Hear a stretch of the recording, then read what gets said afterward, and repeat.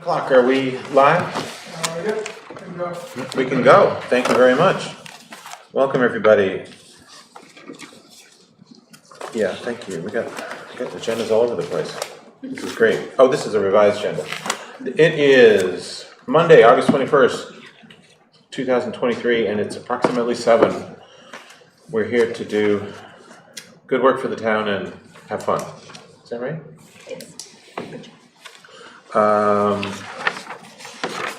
Just looking at our agenda. Let me get organized. Sorry, everybody. The one that went out in the packet is the revised one, isn't it? Carrie sent out. Yeah, there should be a latest one that went out, and there should be printouts of that at everybody's spot.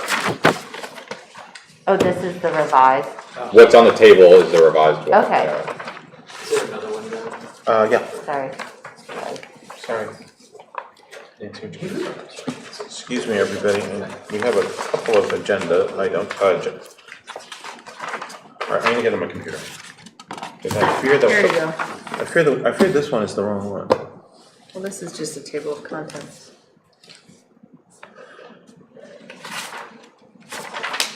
Give me 1 second, everybody. Sorry, I know this is. Yeah, riveting. that's the report. This is riveting. That's the agenda. Yeah, that is looks From my right. packet. So this is right. That looks right. I'm just going for Carrie's latest email. Well, we have a minute to call to order. That's true, we do. And we have an extra 15 minutes for the public hearing that we don't Okay. have to have tonight, right? That's right. Weekly notice, Friday mailing. This has to be it. This has to be it.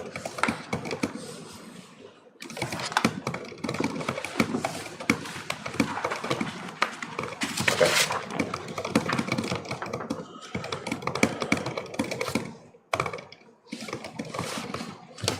Yeah, this is, I just don't see an agenda on this. This one. I didn't see one either. I think it may have not been the agenda that was sent out Okay. again, but just Okay, got it. That might be Okay, the- so we just used our minute on opening of meeting. Wasn't that exciting?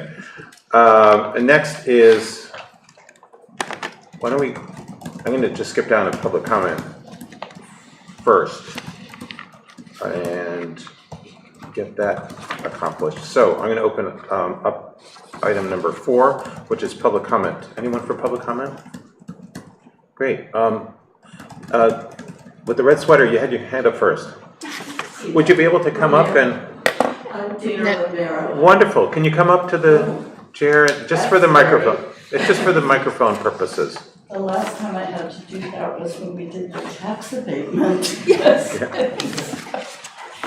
I have no idea if it's appropriate for me to bring this up. Before you start, excuse me, I apologize. It's my fault. I just wanted to just list our public comment policy, and I apologize for interrupting you. I should have done this before I asked you to come up. We asked to limit folks to 5 minutes at the start of the meeting and speak on items not on the agenda. And I think you're speaking on something other than something on the agenda. But we do. I'm speaking on something that's not on the agenda, but I hope it's okay if I speak absolutely. about it. So shall I? I mainly want to make sure that you are aware, and I have to say an apology at first because I don't have all the information about this. It's my understanding that there will be a hearing in Lebanon on September 6th, and I am trying to get more information about it, regarding Lebanon's plan to build a seasonal shelter for persons who are unhoused. And I am quite concerned about housing. Alex knows that, we spoke about it. I very, very much hope that this is something that will be treated as a priority by the select board and the town. I hope that someone will attend the meeting in Lebanon because I believe that the housing issue is not just by individual towns, it's a regional issue. And I feel that Hanover has an obligation no, we're not going to have a homeless shelter in Hanover. I'm not asking for that. But I am asking that we pay attention, that when we know more about where and when this meeting is, that someone from the select board or the town attend the meeting. And I would also ask that we consider supporting any kind of effort that Lebanon undertakes. In my 20 years as Hanover Community Councilor, I administered the general assistance, the welfare program. And anytime housing came up, it was the worst moment of my day because there was no easy solution. Yeah. We need a local shelter for persons who are unhoused, especially in the winter, especially when there's an emergency. So that's my first point. And if I have one more minute, I would like to ask that housing be an issue on your agenda, that we have a housing committee, that you consider how we can address this crisis of insufficient housing in the Upper Valley. We're all affected by it. I know you're a doctor, and John Conroy, is that her name, director, spoke at the meeting about how they can't fill occupations, they can't hire people because people can't find a place to live. Alex said the same thing. So that's my comment. And I'm grateful for anything that you can do, and I'm thrilled that the article passed in town meeting. So you don't know when the meeting is or location? I was told September 6th. I can speak All right, a well, little bit to that. Great. So I will Great. make sure that you have. And, and we are going to be setting our goals quite soon, and I'm sure that housing will be one of our, we're not doing that today, Right, but right. I'm sure housing will be one of our top things. And Thank you very much. If I could just say, when you are setting the goals, if I could ask you to look at the bigger picture of housing, not simply the missing middle, but families, low-income families, it's a big problem. And people look at us and think, us being Hanover, and think, well, we don't have this problem and we're not interested in solving this problem.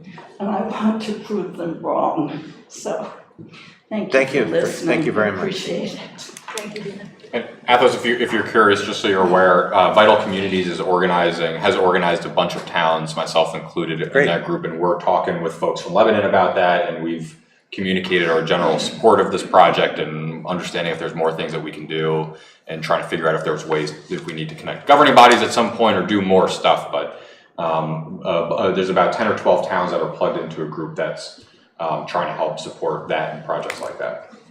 Thank you, Alex. So do you know anything about the September 6th specifically? I think I've got an invite from Vital Communities with a little more information if you want me to forward that to you all. I can send something out. Great. Yeah. And I think you had your hand up second, and David, I think you were third. So would you like, no, you, yeah, I'm sorry. Yeah. Would you be able to come up to, just so we can get your microphone? Can you come up to the table? Yes, I'd be happy to. I would be speaking to an issue that is on the agenda, and therefore great. If you prefer me to speak. What is that issue? The traffic safety updates. Okay. Continuation of last meeting's. Okay, we will hold you off for a little bit then. David, did you want to speak? Yes, I did. I do. My name is David Vincelette. I live at 93 Lebanon Street in Hanover. I had a hard time finding the agenda for tonight's meeting. I couldn't find it on the town website. I'm having a hard time finding anything on the new town website. I'm not sure whether that was the selectmen ordered the new town website or how that came about. It's a work in progress. It's our new town. If you had trouble, we'll look into it, David, and get that straightened out. Well, sorry about that. It's abysmal. Sorry you had trouble. Yeah. Okay, well, I was pleased to see, I figured I'd suffer through one of Mr. Torpy's podcasts as a citizen. I feel like I have a duty. He's done 31 broadcasts so far. And I came upon one in which he interviewed Emma Wolf, who's a new assistant to the president at Dartmouth. And they had a long rambling discussion. She's in charge of a new committee, or I don't know what it's, not a committee, a new effort to look at community engagement and government engagement. So it's very interesting to me. So I called Emma Wolf, and another woman called me back. So I guess, so that makes me think there's 3 layers of women with the new college president, which gives me some hope. Because my mother's a hero, and I'm used to women being heroes and standing up for other people. That's just the way it's been for me. Hanover did have a homeless shelter. They had it on my property. They came down, first they polluted the water with truckloads of asphalt waste. No, actually, first they polluted it with sewage from the hospital and from Centera. Then they polluted it with asphalt waste from the highway department, looking for a way to make cheap environmental changes. They didn't think it would hurt anybody. Now, in Mr. Torpy's engagement with this woman, he talked about how important community engagement was and the ability to look at hard issues. I've been coming here for 18 years since I found out asphalt waste was being dumped in our drinking water in violation of state and federal law. Mr. Torpy, I've told it every opportunity I've had, and I only get to speak for 5 minutes because they've shut down every other opportunity, and he doesn't return my phone calls. So I've waited 14 months to get on the agenda here. Never a call back. Now, Dartmouth's motto is a voice crying in the desert, so I'm used to trying to speak. When I see misconduct, even by a superior, I'm used to speaking up. I spent 25 years in the military, and I swore an oath to defend the Constitution against all enemies, foreign and domestic. Hanover and Dartmouth polluted town waters for 2 decades and have worked hard to cover their tracks. It's time to look at them with fresh eyes. Whistleblowers were held in a concentration camp by Hanover officials who knew handicapped, homeless, and racial and religious minorities were being held. They allowed us to be held for 25.5 months before a court order freed us, in violation of natural law, the Constitution, and state and federal law. Now recently, I had they called it the 40th class reunion. It was actually the 39th, but they called it the 40th class reunion. And people came from all over back to Hanover.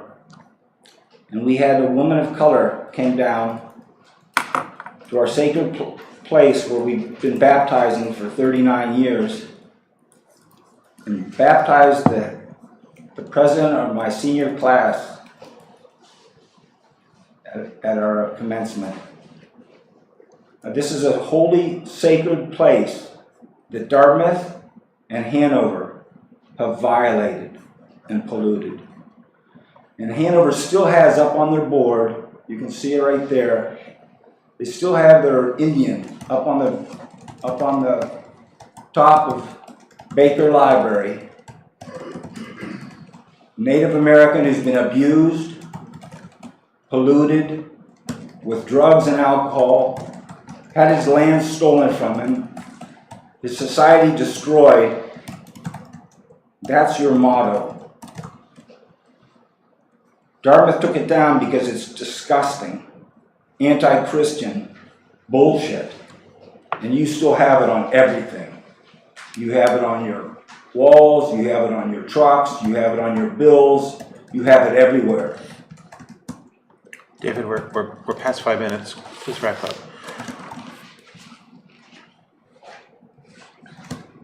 Is there anyone else who'd like to speak at the public comment period? Okay, and we were supposed to review the agenda as item 3, and I skipped to 4. And there's nothing on the public hearing, which is agenda item 2. So we have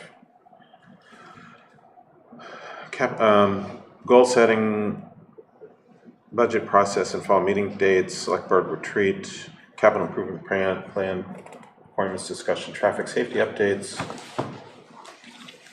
speed limit discussion, minutes.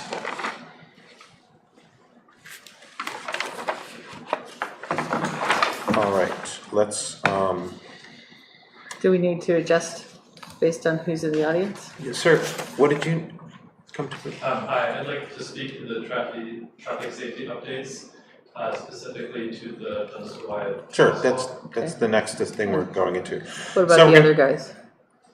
The other guests? Anyone else here to speak on agenda? I also would like to speak on traffic safety. Okay, sir?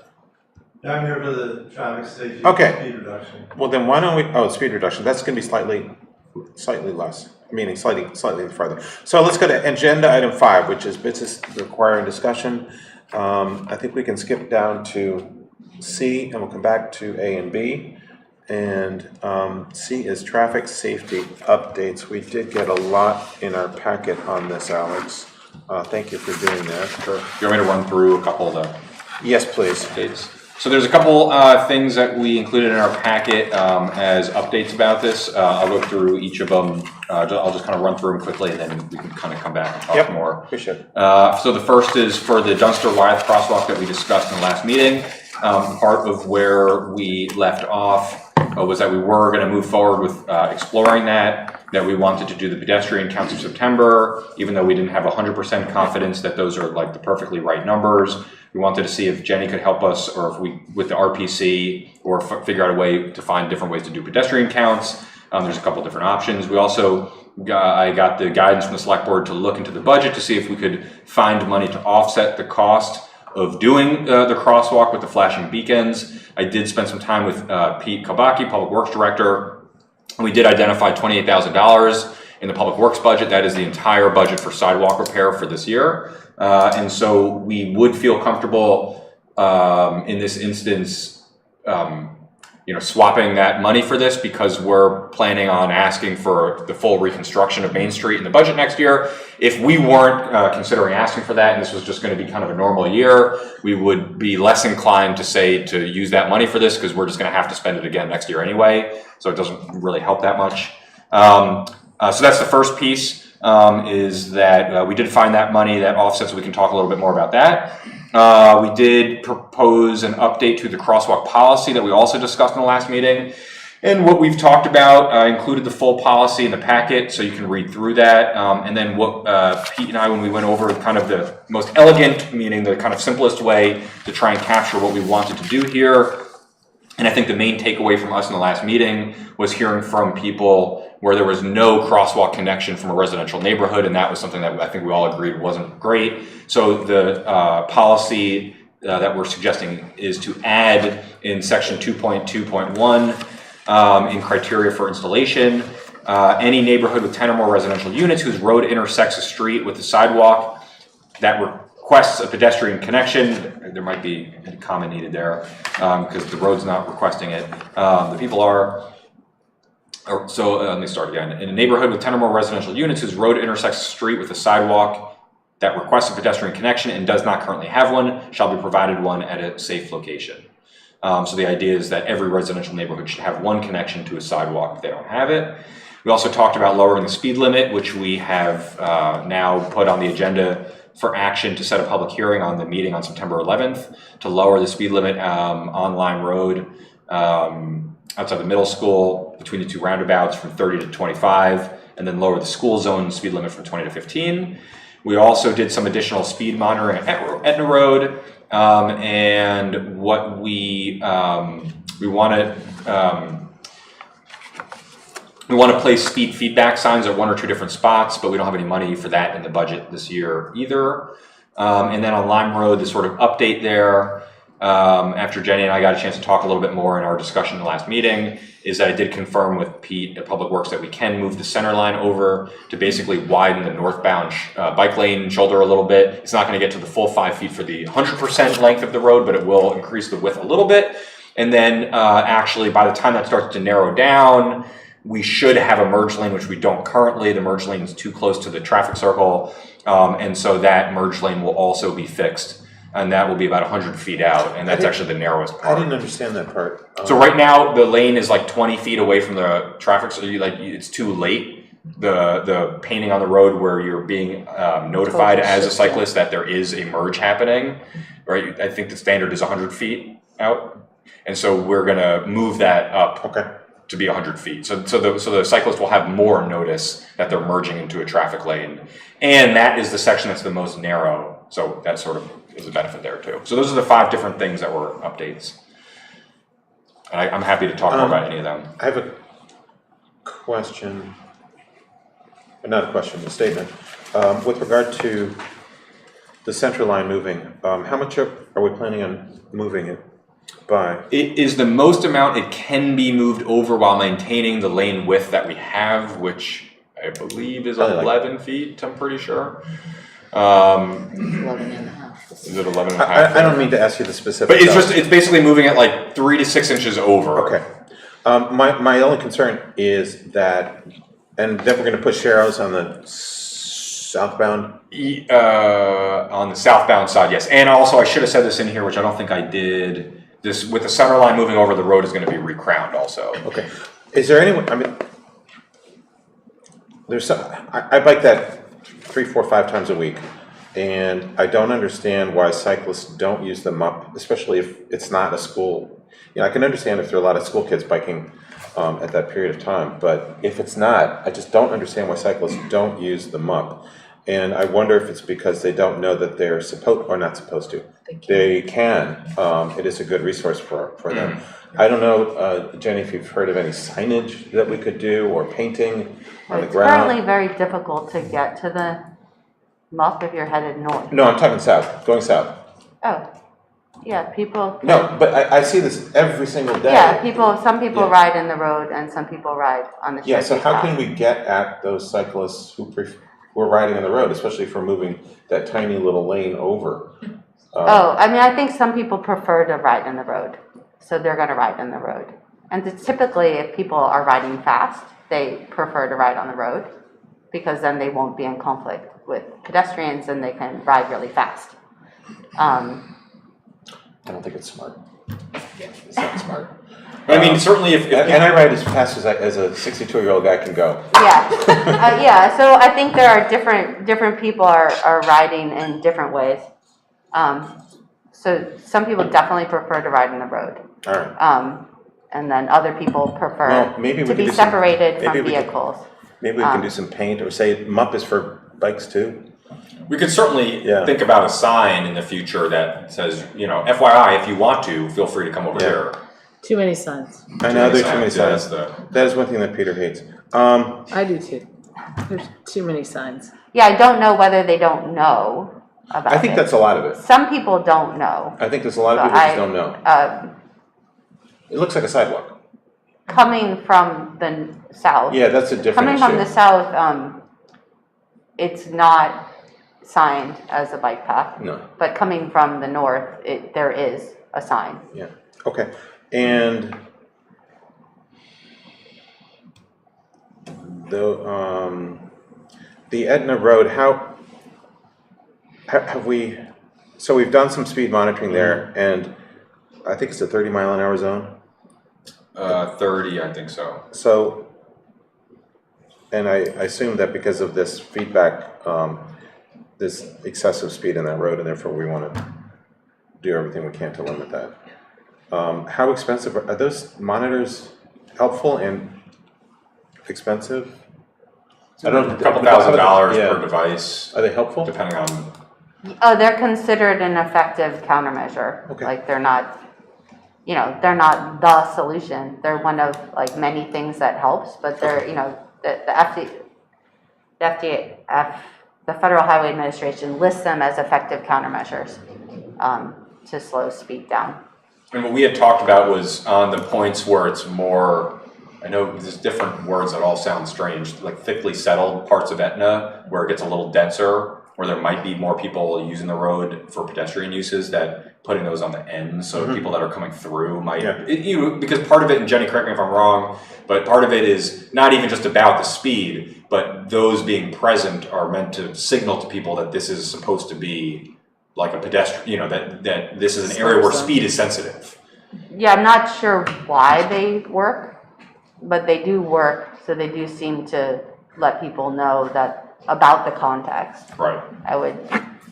And there are some rules, reasonable. I think, in New Hampshire about which ones you can do and what you can't do, because our police seem to think that there were some that did smiley faces and sad faces that were actually the most effective. Yeah, can you not do those? No, it Everyone didn't sound loves like those. it. They're really good, or they'll Yeah. give you like a thumbs up or, yeah. Yeah, and then people, they work better.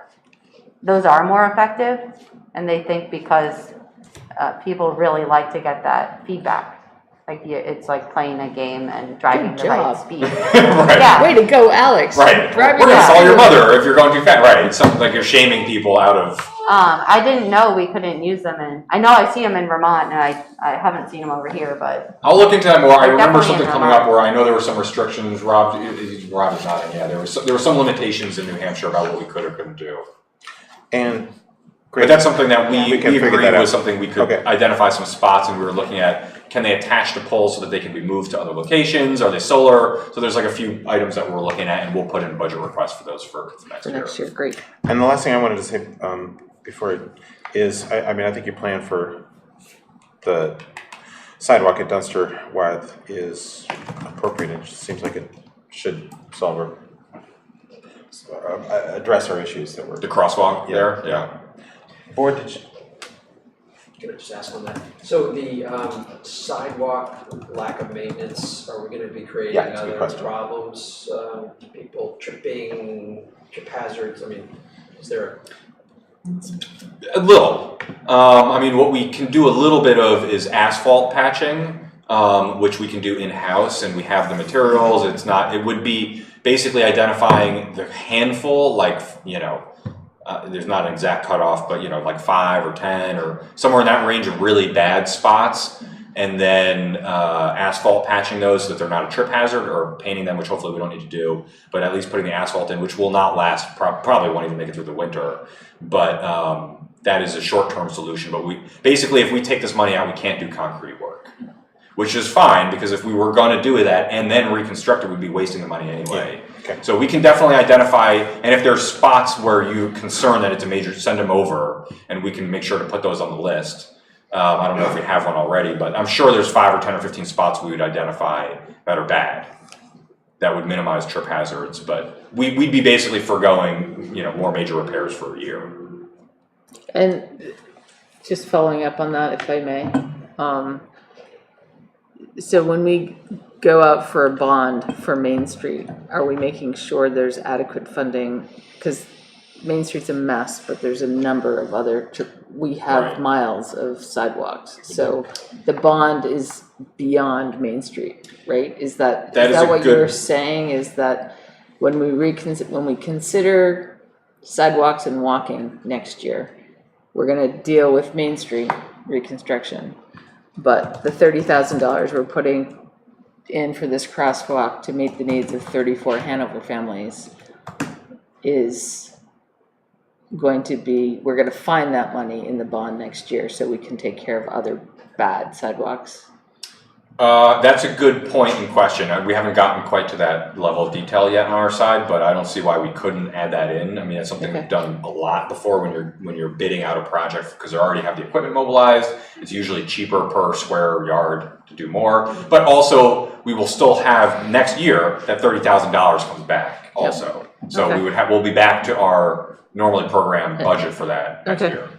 So I made a note of that here to make sure that we talk about that when we get to that point. Okay. Any other points of order? Yeah, and not, this is gonna sound like I'm screeching or not, I'm just trying to understand the potential unfunded mandate of the 2.2.1 criteria. So in other words, what do we anticipate the potential expenditure would be from the likely requests for pedestrian crossings? What are we committing to here without raising the money? I don't know. Yeah, I mean, we didn't do a, inventory of every intersection, So, I mean, we could soften, and actually, as I was reading this out loud, I might even, change the language instead of saying to shall be provided one to something like shall not be denied one if it doesn't meet the other criteria. Yeah. So basically, we're just basically saying, even if it doesn't hit every single point that we have in here, if you don't have a crosswalk, we're not going to deny you because you didn't meet the criteria. And in my mind, not being a lawyer, but in my mind, that is slightly less committal to than this language, which says that we'll provide it if you don't have it, so as I was reading that out loud, I was actually not loving the way that ended. Yeah, there shouldn't be shall, because we can't. Right, yeah. We can't shall things necessarily. I think it might make sense to, since we're looking at modifying this crosswalk thing, I mean, maybe we ship it to the bike walk committee and say, hey, what do you think? Mm-hmm. What are suggestions to improve this document if we're going to go down that path anyway? Right. And, yeah. I just have a question. Officer, can you come up? Oh, yeah, sure. It might help. I have some information about crosswalks. I'm pretty sure that every intersection technically has it's technically a crosswalk even if it's not marked. So it's, we can try to find the RSA, but there is part about unmarked crosswalks. So you might not need to put a crosswalk at every single intersection. Is that what you're planning on doing? Oh, no, I was just saying, we don't know how many 10-house neighborhoods don't have one currently. And I think the issue from the residents' perspective is that they, if the drivers don't see it and people don't see it, then even if there's a law, it sounds like you. So you can have a right of right. Like you could issue a citation if someone was crossing and the car didn't yield. Yes. Right. That's all. Okay. Thank you, officer. Yeah, we haven't. Sir, did you want to come up and? Yes, thank you. I just wanted to say, I agree with Joanna. I think it would be good to look holistically at this rather than just add we a little. So we sit down and look at the town and map. Yeah. At the guidelines. Yeah. But I think we should also sit down and look at the town on a map and see how many. I think this neighborhood is quite compelling, obviously. And how many other neighborhoods are similar? Carrie? Maybe it's a topic for the CIPC. Sure, absolutely. Is that good, Ward? Yes. Sir? Hi, thank you. My name is Michael McGillen. I spoke to you last time about this very issue. First of all, I'd just like to express my thanks and the thanks of my neighbors for putting so much time and energy into this issue, and we really appreciate the work that you've done, that you're doing to think through how the town policies could be changed, and also to look into options to fund this issue in the short term. So we're incredibly grateful for that. The one small issue that I wanted to speak to today is the question of why we are proposing doing pedestrian counts in September. I think that my neighbors and I find this somewhat perplexing because the policy change that was suggested would seem to carve out an exception for neighborhoods that don't have access to the town's sidewalk network, regardless of whether they meet that minimum pedestrian threshold. So yeah, it doesn't seem to compute to us why we're still proposing doing pedestrian counts.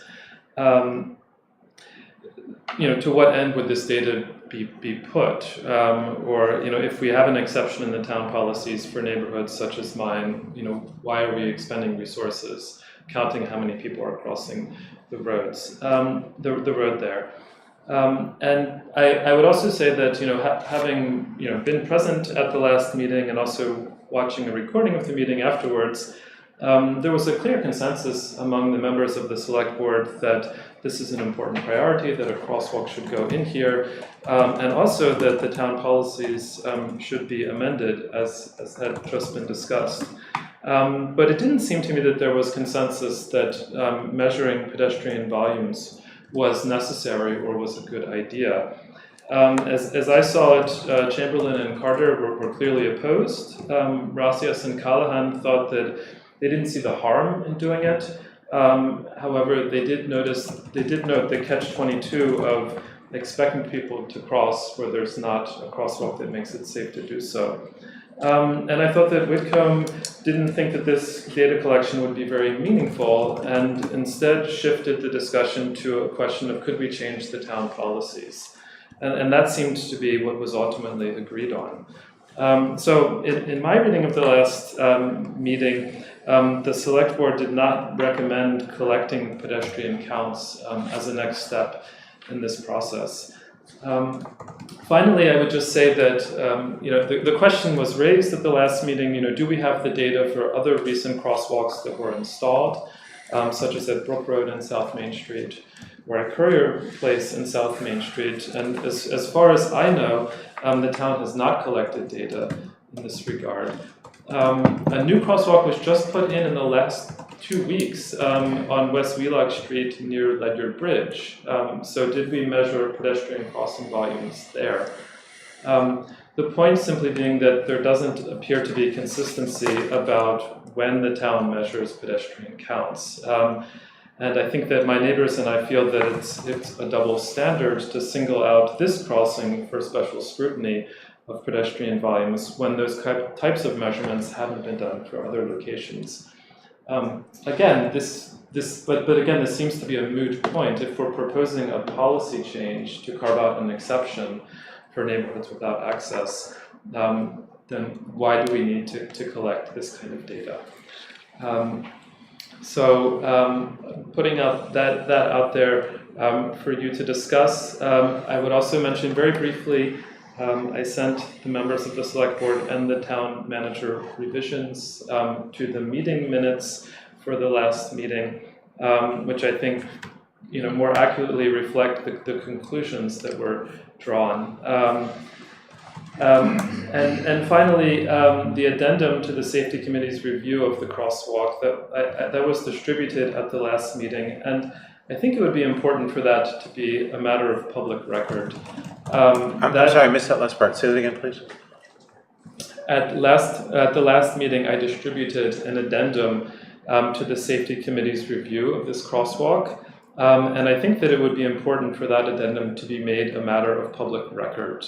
Among other things, the addendum includes a neighborhood letter signed by 44 residents in my neighborhood, arguing for a crosswalk. It includes a letter from the Bike Walk Committee in support of the crosswalk, as well as a letter from the Peeryard family on Brook Road that touches on the impact that a collision that their son experienced at their crossing had on them, and how much the newly installed crosswalk at Brook Road improved safety for people living in their neighborhood. This is also, I think, these are important documents that I think that were shared with the select board, and I think that they belong in the public record, along with the meeting minutes. Thank you again for the opportunity to speak. Thank you. I think having that letter included in our minutes is quite reasonable, given how many people attended and whatnot. Look, I'm not a traffic planner, town planner. There are experts in this room who are, Joanna. I do come from a background where more data is necessarily a good thing, almost unequivocally. We have committed to placing this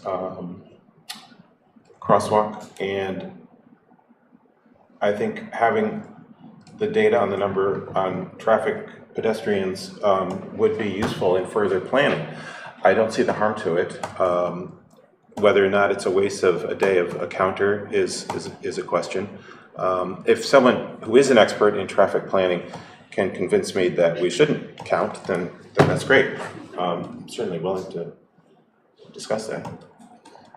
I mean, I will say that I'm not a traffic expert, but I see that we have a policy in place that doesn't make a lot of sense because that particular provision, we don't want people crossing there because it's not safe. And to count people, like none of us would want our children or our parents or small friends crossing there alone. So it just doesn't feel like it's good use of resources. But I also feel, and I feel like I agree with you that we all agreed and we found money to put in a pedestrian activated light and a crosswalk there. I think what resources would be better spent in looking carefully at our crosswalk standards and making sure as we move forward and we have these requests come in, we have reasonable standards or requirements for this. And it may not be, and this is where we go to the experts, it may not be counts. That may have been a leftover from, some other towns, where I don't even remember when the crosswalk standards were done. But I do know that we do want consistent. Yeah, I wish we had Carolyn. Yeah, but I also think that some of it's just common sense, and I think that we can have a common sense lens to go through our requirements, and then maybe we have a pro look at what we've come up with and to make sure that we all the I's are dotted, T's are crossed. And then I think most importantly is, and some of the standards that we have out there, whether it's crosswalks, whether it's traffic calming, there was periods in our history where all these neighborhoods would come in and want, speed bumps and narrowing and crosswalks, and we needed to come up with some standards because we couldn't do it all, and we had to, have a certain level before we could consider these changes. And so I just think it's a great time to re-examine the standards, and I would say put our effort into doing that. That would be my thought. I mean, I already know what Jenny, you spoke so strongly on this at our last meeting. Do you have any other? There is like a practice that people do count, but NHTOT does not have a threshold. They have not they don't require it in their presentation about pedestrian crossings. They're very keen to point out that NHTOT does not require a threshold, and they're also keen to point out a lot of the liability that exists if you don't address a dangerous situation. And I'll just, there has been a sea change in how we approach pedestrian safety of people outside the vehicles, acknowledging that we have a problem, as a country, and that we need to frame it very differently. We need to start thinking about, how do we, if there is an unsafe situation, that's not a reason for that to be, unsafe in perpetuity. That's a reason that place needs a safe connection. And as you get, faster and bigger roads, it gets harder and harder to do that. So we're lucky that we have a town that has basically on the calmer side of roads. We have we have good bones. We're like a house with good bones, right? We have this ability to provide safe infrastructure for people of all ages and abilities at a relatively low cost because we haven't overbuilt a lot of roads. But we do need to address these problems that like Michael has. Thank you, Jenny. Just reflecting on the conversation we just had, and going back to section 2.2.1 criteria, I'm wondering if the language should perhaps be something along the lines of, instead of shall be provided one, may request one to be provided. So, Wait, something like Alex had alternative language for 2.1. Yeah, to not deny it if it didn't meet a condition. And I was, I guess, scratching my head at the difference between shall be provided and shall not be denied. Shall be provided requires that we do it. And not be denied. Is to say you can't deny it. We can choose to not deny it if it doesn't meet one of the conditions. Those are two different. We can choose to not. Right. Which means approve it. Right. Double But saying if you miss a bullet point, that So, doesn't can I disqualify you. just- But also, we were going to send this to Bike Walk. Yeah, can we just Or- send this to Bike Walk to get their review, and then we can take it back up as or maybe send it to staff? Because I think it's gonna be important, not only have our Bike Walk Advisory Committee to review it, but I think we have to make sure that it goes along with our police department and goes along with our DPW, and so it should be a consensus, a good document that then come back here and we can adopt it. Yeah, I should just say that the only caveat is that we kind of have to do one of two things, right? We have a policy currently in place that requires a pedestrian count. So we had agreed in the last meeting. It allows for engineering judgment throughout the document, starting at the top. Yeah, that's not really what that phrase means. That doesn't mean that we can not follow any of the guidelines in the document, including taking out qualification criteria. That means that if something says it needs to be 19 inches, but an engineer decides it can be 18 inches, that's what that means. So just from my perspective, we can do one of two things, right? We have a policy in place that requires pedestrian counts, and we can either do the pedestrian counts, or we can change the policy. So we can do either of those two things. I think, but I think it would be hard to have a policy, not follow the policy. Yeah, no. And then, so that's why I just think there's two different pathways. Jenny, 1 second. I think we're deciding, and I think I am the minority here, but I think I'm convinced that to basically evaluate and change the policy. Right, and we have gotten the guidance to go back and come back to you all with a quick change so that this decision was part of a new policy. So that's why we weren't going to take many months to kind of shop it around. Pete and I spent some time. Yep. I mean, I'm fine with. I'd like to update it from the language that I wrote in the report. Right. So it's not prescribing. Can I get some clarity just on when this was, whether these guidelines were approved and reviewed by the select board in 2020? That's what it says on the top. Yeah, I mean, I don't know. January 2020. I think let's we've spent enough time. Yeah, We've got we have. a ton of stuff. We do. I propose that we modify the current language to say that counts may be necessary to indicate, or whatever the language is that gets us out of doing counts, pedestrian counts, so we can move forward with this crosswalk, and then we send this revised document to the Bike Walk Committee for a thorough review and update.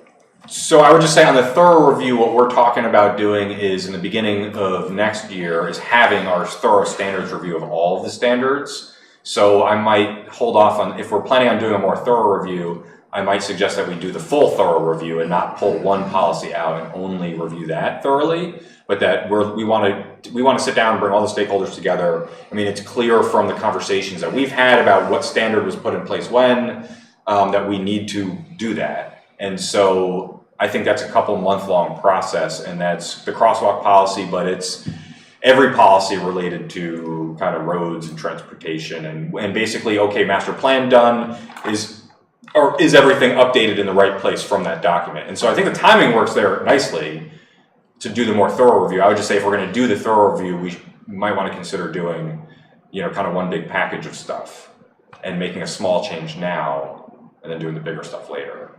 That's fine. I think the difference between this and a lot of our other policies is that the suggestion is to send it to Bike Walk, which may be different than a lot of the other policies that we have. or not? Yeah, all the ones I'm thinking of would go to bike walk too. Oh, okay, I mean, fine. these are all the Fine. stuff that basically from master Fine. plan, the sort of level down of the more technical kind of specifications. All right, let's do that. Let's just make. That's just- fine with me, I don't.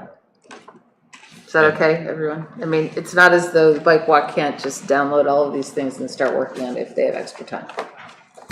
Okay, I think we should move on. Sorry, in the back, you wanted to say something, I'm sorry. Did you want to speak on this? No, yeah, I wanted to speak to number 4. number 4, which is that? Etna Road? Etna Road. Okay, I'm sorry, we haven't quite gotten there yet. Let's finish, I think we finished this topic, haven't we? What's the change that we're making? Counselor optional. Counselor optional. So I would just say that that's a substantial policy change. It is a huge policy And it change. may be fine, but that's a quick, I mean, to, I think it's a huge change. I think, from when I used to associate more with traffic planners, this was always something that they relied on, but that was a long time ago and I don't know what's going on these days. I'll just leave it at that. yeah, I mean, I would just say from my perspective, I would recommend that before we make a change to a policy that I can at least talk to the staff about it. Okay. And when we did, we came back with the bullet point that I came in with, but You said but this is it's different. not, but you also said it wasn't any good. I think we can make that last line less prescriptive and more discretionary. That would be the one change I would make. But just changing the bullet point to say we do pedestrian countings to say we may do them. I just wouldn't mind Alex? checking, like double checking. I don't, as I said, I am not an expert on traffic policy, and I think we need to rely on those people who are. So therefore, your suggestion to bring it to staff who do this on a regular basis is most appropriate. I think we are going to move forward with this crossing, and I don't want this to be a major holdup. Yeah, I mean, I don't have a timeline, we don't have anything yet for doing this project, so we're not holding anything up at this point because we had agreed in the last meeting that we were gonna do the pedestrian count anyway, and so that didn't really, we came back with the new language and there was real no slowdown, and so, we can start looking at that, but also, I mean, I could be totally wrong here, but my guess is that doing this year is gonna be impossible because contractors do this stuff for 6 months out, and we've only got a couple months of construction season left. So I'll just throw that out there. I mean, just from a timing perspective, I can look into that. Can you ask Peter Kilbaki, like when I can the definitely earliest do you'd that. be able to get this in, and then see how we need to. And it'll depend on the companies, because I don't think we don't have the staff capacity, I don't Right, think, in-house to do that. Right. Right now, but To build a crosswalk? We don't have the staff. It's a capacity light to- too, it's a light. It's yeah, the installed. beacons, and they have to dig the, I mean, I'm not totally sure, but we went through all the summer projects a few meetings ago, and we looked at how much they couldn't do this year. Yeah. They've taken a lot off the list already. Granted, we've got a few people coming in the door, so maybe that changes in a month or two, but all that aside, I can look into what the timing is in a That'd be little more great. detail. That'd be great. And I can have that update for next time, and if you want, I can also, if you wanna, I guess, the difference between deciding or something today versus the next meeting, I mean, I can come back with that information and information on changing the bullet point to basically make pedestrian crossings or pedestrian counts as optional in this policy, and I can sit and talk about that internally. That'd be great, Alex. Yeah. Okay. I think that's a great solution. Okay. Okay. Thank you, everybody. Let's move on. Let's move to Etna Road. I lost my place. Let me get back to it. This is about the speed sign. The speed sign. Does anybody have any issues before we open it to public comment? I already kind of commented on this earlier. I think it's a really important thing to just preserve the village feel. There's a library, a general store, a bunch of stuff. We all Thank you, need Jenny. that, yeah. Sarah, did you want to speak? Thank you. My name is Don Stacy. I live with my wife diagonally across the street from the Etna Library, on the downhill side. We've lived there for 30 years. Our house is about half the distance between us to the road, so we have a terrific view of everything. Immediately up the hill is the library. There's a drop, a turn, a very constricted shoulder on the far side. Every day, we watch pedestrians. Yesterday, I was a grandmother with a stroller and a dog on a leash coming up the hill, facing the traffic, car coming too fast in front of the library, over the rise, see her, whoops, pull out into the road. Frequently, there's a bicycle on our side of the road, grinding up the hill, an impatient car driver coming up, oh, I'm gonna swing out and go around, with the blind rise in the corner. We see the downhill and the uphill vehicles overlapped over the center line, squeaking of brakes, pulling over, squeezing the pedestrian, squeezing the bike. I'm very much in favor of a speed feedback sign strategically located for exactly this kind of very dangerous spot on the road. We can argue about effectiveness of these signs at controlling speed. That's not the issue. The issue is attention. Comment was made that these signs communicate to the drivers. This is a neighborhood that cares about traffic safety.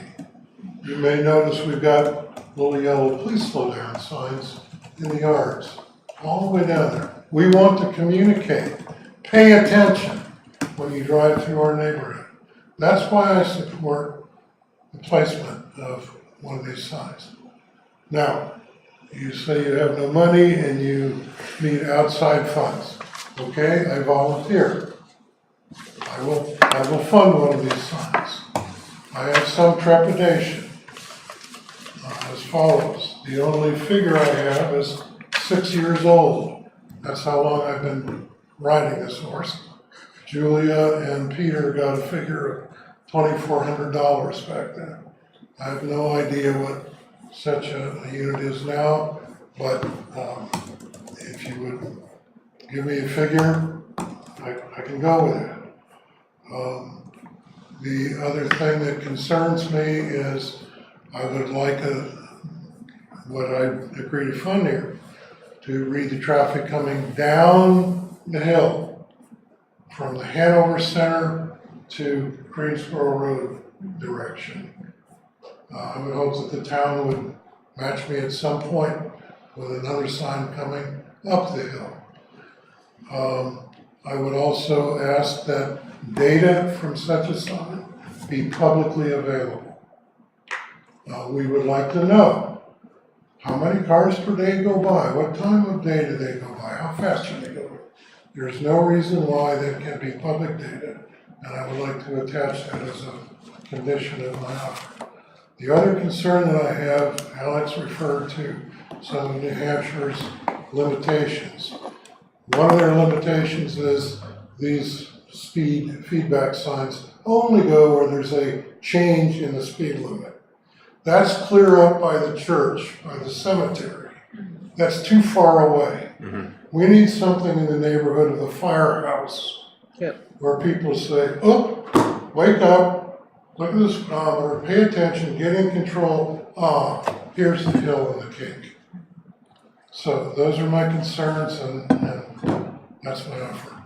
If you'll indulge me one more minute. Please. I would like to read a related issue letter that I sent to the planning board in November of this year. The planning board's report on the guiding growth survey results part 2, posted on the town website, shows 50% or slightly more support among respondents for gravel footpaths along Etna Road, contributing both to traffic calming and to pedestrian access. I'm writing to offer and to encourage use of our property's significant frontage along Etna Road in the village for siting of a gravel pedestrian footpath. The property consists of 2 lots, number 117 and number 123, on the Mink Brook side of the road and spanning roughly half the distance between King Hill Road and Schoolhouse Lane. Our house at 123 is close by the road, and my wife and I can attest to the substantial foot traffic passing by during daylight hours.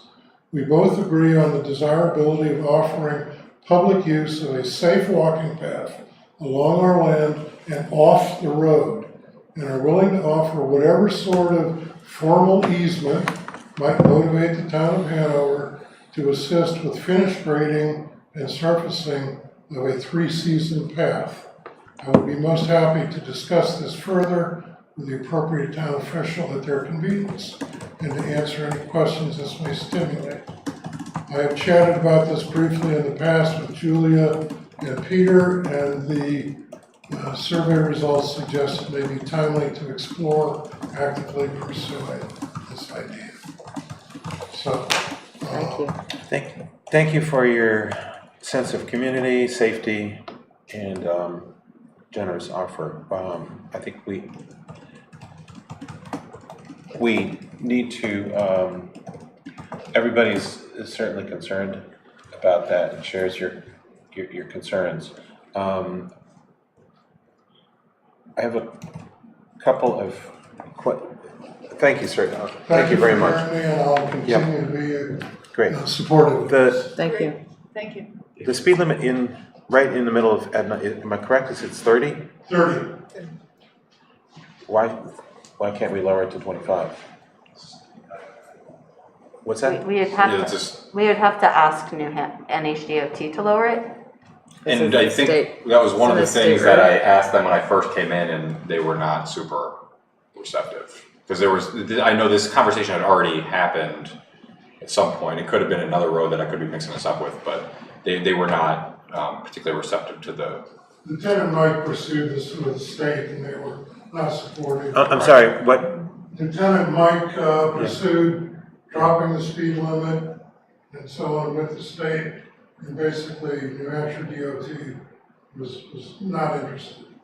And it's part of what triggered the conversation that we're hoping to have this year a little bit more in the capital planning process, is the kind of pros, cons, cost benefit of taking some of these roads into the urban compact zone such that we would then have control over all of these things. And basically having a conversation, I mean, that's going to be a huge cost in many millions of dollars. But if that's something the community wants to do, I'm sorry. of basically taking ownership over the road. Are you talking about all of Greens Road to basically the lower Dogford, which is? We haven't, I mean, we don't have like a, village or. Yeah. There's 4 or 5 sections that we had identified as potential ones that we would want to talk about. But yeah, it's up to the state. Certainly the thickly settled part of Edna would. That's exactly what I was gonna say. It's like basically South Main, where Michael is, and Etna Village are what we would call thickly settled. Yeah. And they are firmly within what would be considered not rural. So that 30 miles an hour is for rural.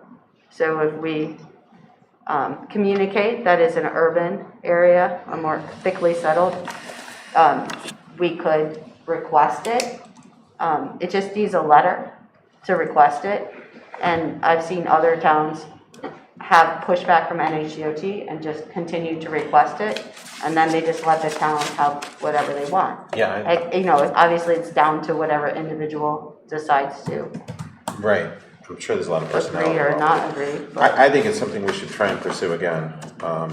It seems totally illogical to have that. I mean, like as you said, where it's thickly settled, there's a lot of guidelines for what the speed limit should be. Yeah. And the suggestion is that that should be 25 miles an hour. And that's been applied maybe more explicitly to what an urban compact is, but there's no reason it can't be for thickly settled things that don't happen to be under a town compact. Yeah. How do we proceed with that? That requires agreement from a governing body and then a letter from the town manager to NHDOT with that request. It just has to be a formal request, and then we go from there. And so on my end, what I'd want to do is add it to the agenda for our next staff meeting. Okay. Which is in September, I believe, and just bring it up because we didn't discuss lowering the speed limit on that section of road. We talked about the speeding counts and the speed feedback signs. I like the idea of both. I'm sorry. Yeah, well, absolutely, so do I. So we can talk about that more, and that'll give us a little chance to maybe talk about the urban compact zone ins and outs, and I can come back to you with an update on that. Okay. And in that time, maybe we can get a little more information on the cost of the speed feedback devices and stuff too. So I would anticipate then, if you come back with an affirmative or an agreement with what we were just discussing, then we could have a formal motion. Right. And then we could have a formal letter. Right.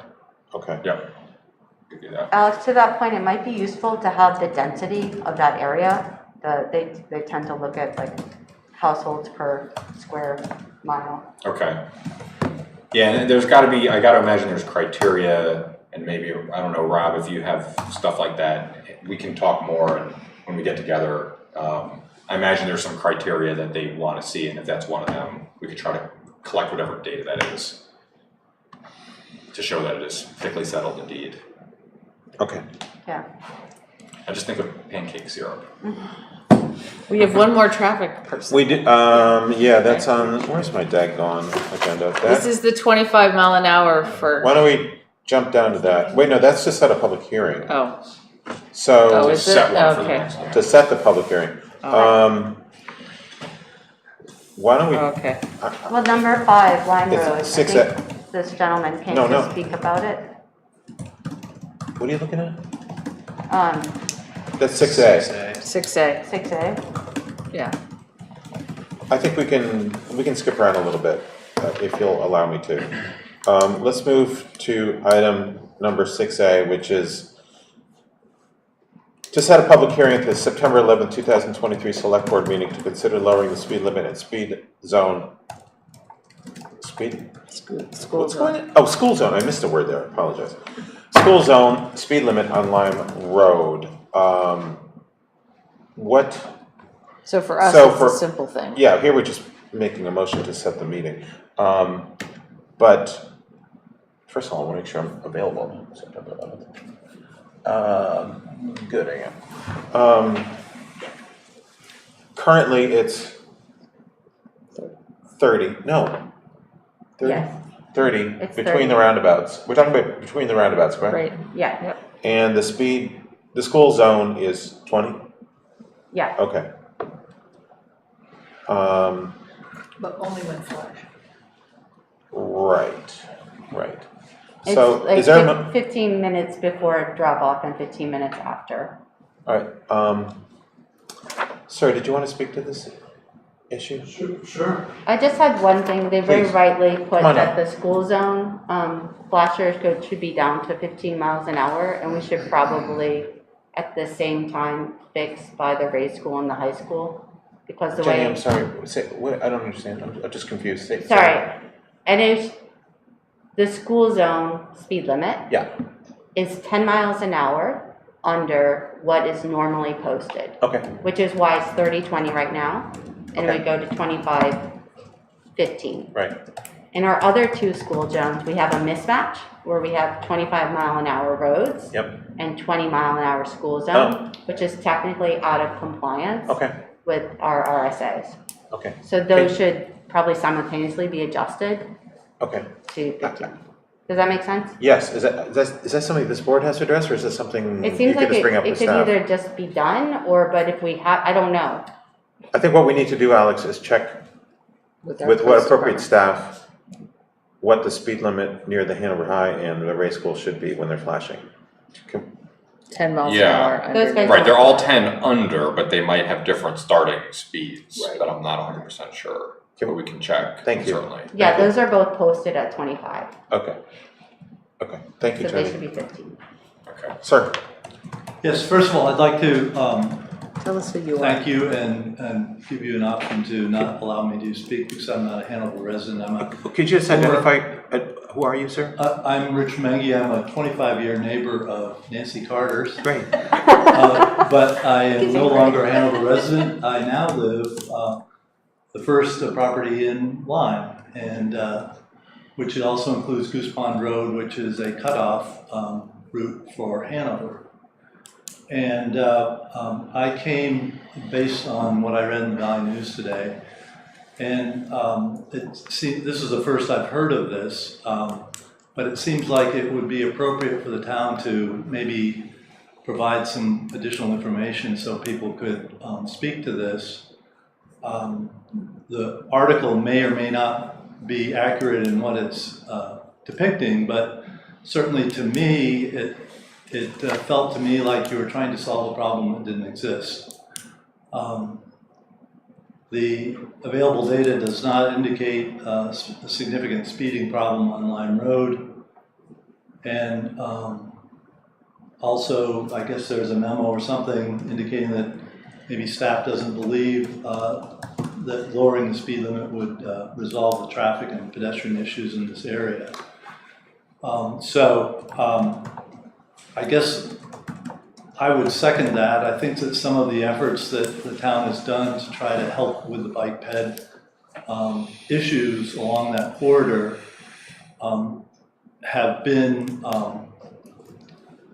well-founded, but in answer to the chair's question of why bicyclists don't use the multi-use path, I can say as an avid cyclist that there's a considerable disrespect of pedestrians using that path for bicyclists. And it's just not a suitable environment for anybody other than a slow-moving child to really use that path. So, you know, if you want to address the cycling, I think you do need to look at that a little further, and particularly if Dartmouth's going to be moving into that area, I think you certainly have an opportunity to put many more, much more pavement, sadly, down there to be able to accommodate a commuting cyclist or an athletic cyclist, and then also perhaps have another, and then definitely have another lane dedicated for pedestrians. But getting back to the speed reduction, I think that as the property owner at the intersection of Goose Pond Road, I've seen a lot of traffic, an increase in traffic using that cutoff. And so I think you might want to be careful as you're trying to encourage business in the town of Hanover.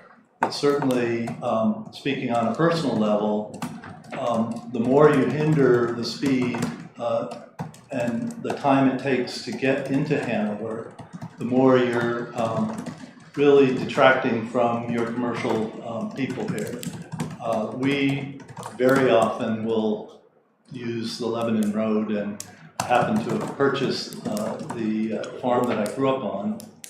And so I never went to Lebanon via Goose Pond Road, but now I'm going to Lebanon almost exclusively on Goose Pond Road. Through Etna. And going through Etna, speeding through Etna right. Probably. At 50 miles an hour. No, not at 50, at 30. You know, you're moving traffic around, and I think you really want to be careful about what you ask for, because I think the traffic, from my experience, my kids went through school there. My experience has been that during the school hours, it's been pretty good. My kids went through a number of years ago, but I really would, again, discourage you from dropping that speed limit. Thank you. Just to be clear, sir, all we're doing today, we are not we're not doing anything today. We're just right. I didn't realize that the newspaper was not clear. I didn't read the full article. I just had to just skim it. So you're certainly welcome to come back on the 11th and speak. It might be helpful if you could do that. And I'd like to address a couple of things. What you bring up an incredibly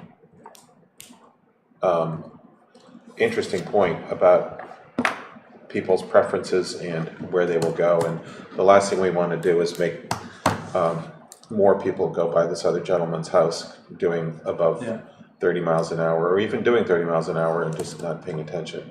And that's an incredibly valid point.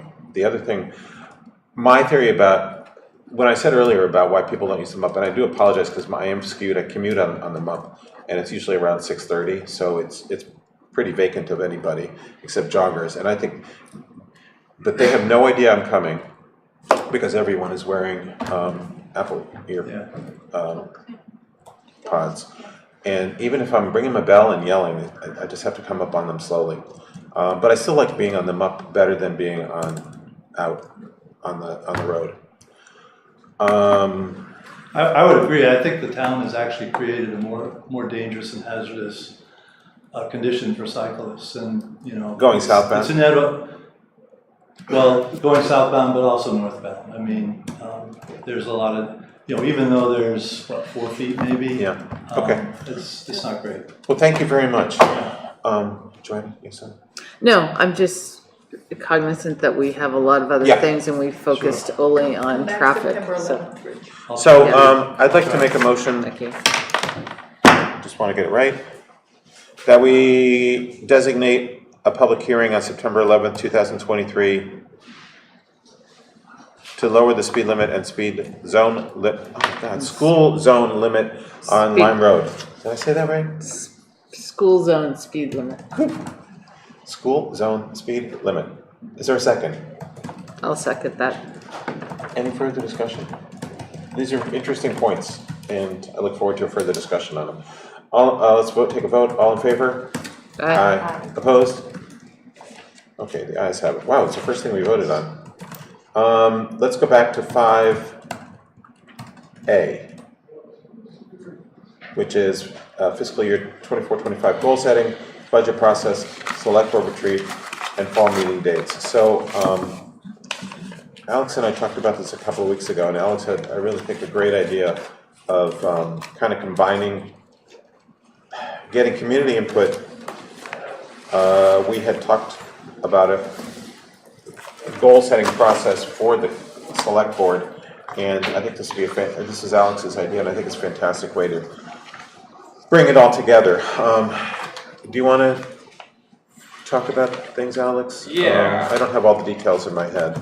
Yeah, I can run through a couple things here. I mean, so basically, what we had talked about at various points over the last months or so is creating a process for us to solicit goals and priorities from the community, and also to create an opportunity for different stakeholders in the community to meet and talk and do some planning together. And so what we have proposed here is the first step of an overall timeline. The second step is going to be about the capital process, but this is a little more time sensitive because we've got to get these dates nailed down. And I think we have some playing around to do with some of the scheduling from the select board meetings. Then we've got to get all the department heads and find the space and do all that kind of stuff. So the goals, soliciting feedback from the community. We need to identify ARPA spending priorities also. That has to be through a public process. And even though we don't have to commit the funds legally until December of 24, it is our very, very, very strong recommendation that we get it all committed by the end of this calendar year so we don't lose any of it next year, which we would be at risk of happening. Also, as part of this, like Athos mentioned, was having a sort of like retreat for the select board, which is something that might be nice to do on an annual basis, especially now that we have new members, but something that gives the board a chance to kind of talk about goals and get to know each other more and that sort of thing.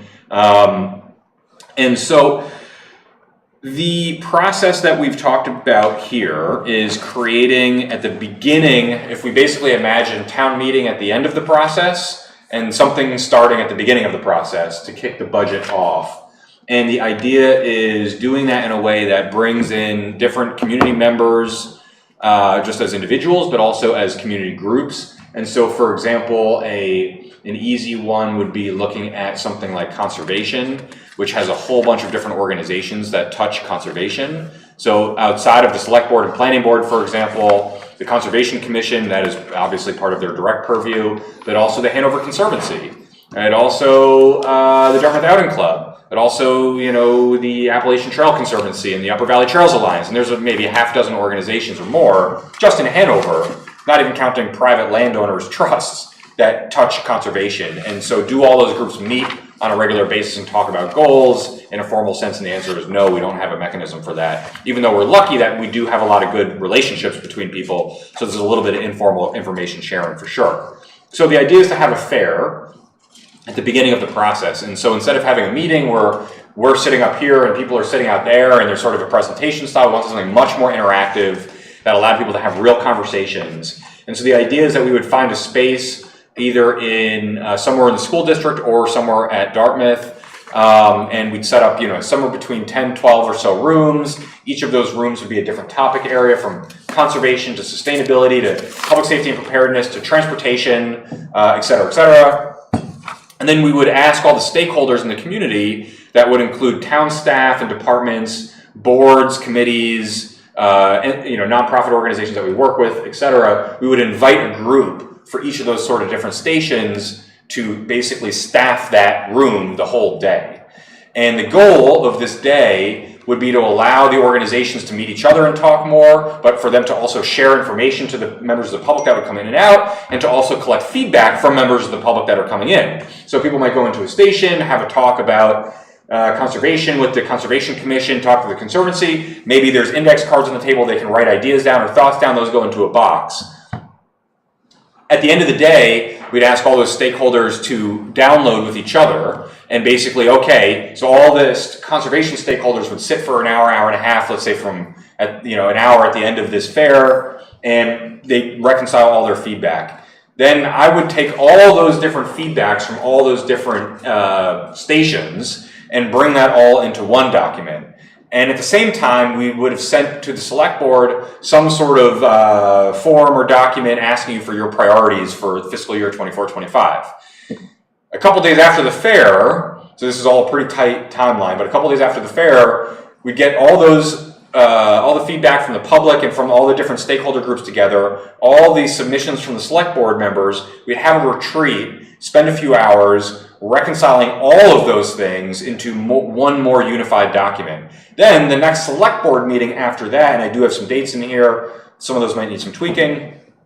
The next select board meeting after that, I will have had a chance to go over all of those with department heads. So we have this timed as fair on Saturday, select board retreat on Wednesday, department head meeting on Thursday, next select board meeting the following Monday. In that following Monday, I'm going to do something that is the most challenging thing for me to do, which is summarize something extremely concisely. And I'm going to try to come in with a 1 or 2 page document that is the distilling down of what will probably be 50 pages of notes from all the different groups and all of the submissions that you all make, and get that into a 1 or 2 page document. And that's the select board's, high level priorities for the coming year. And that you can make those decisions based on input from the community, from community organizations, from town departments, some sort of amalgamation of all of those things. And it's meant to provide that high level guidance, not to get into put $1,000 in this budget account or $2,000 in this budget account. It's meant to say, we want to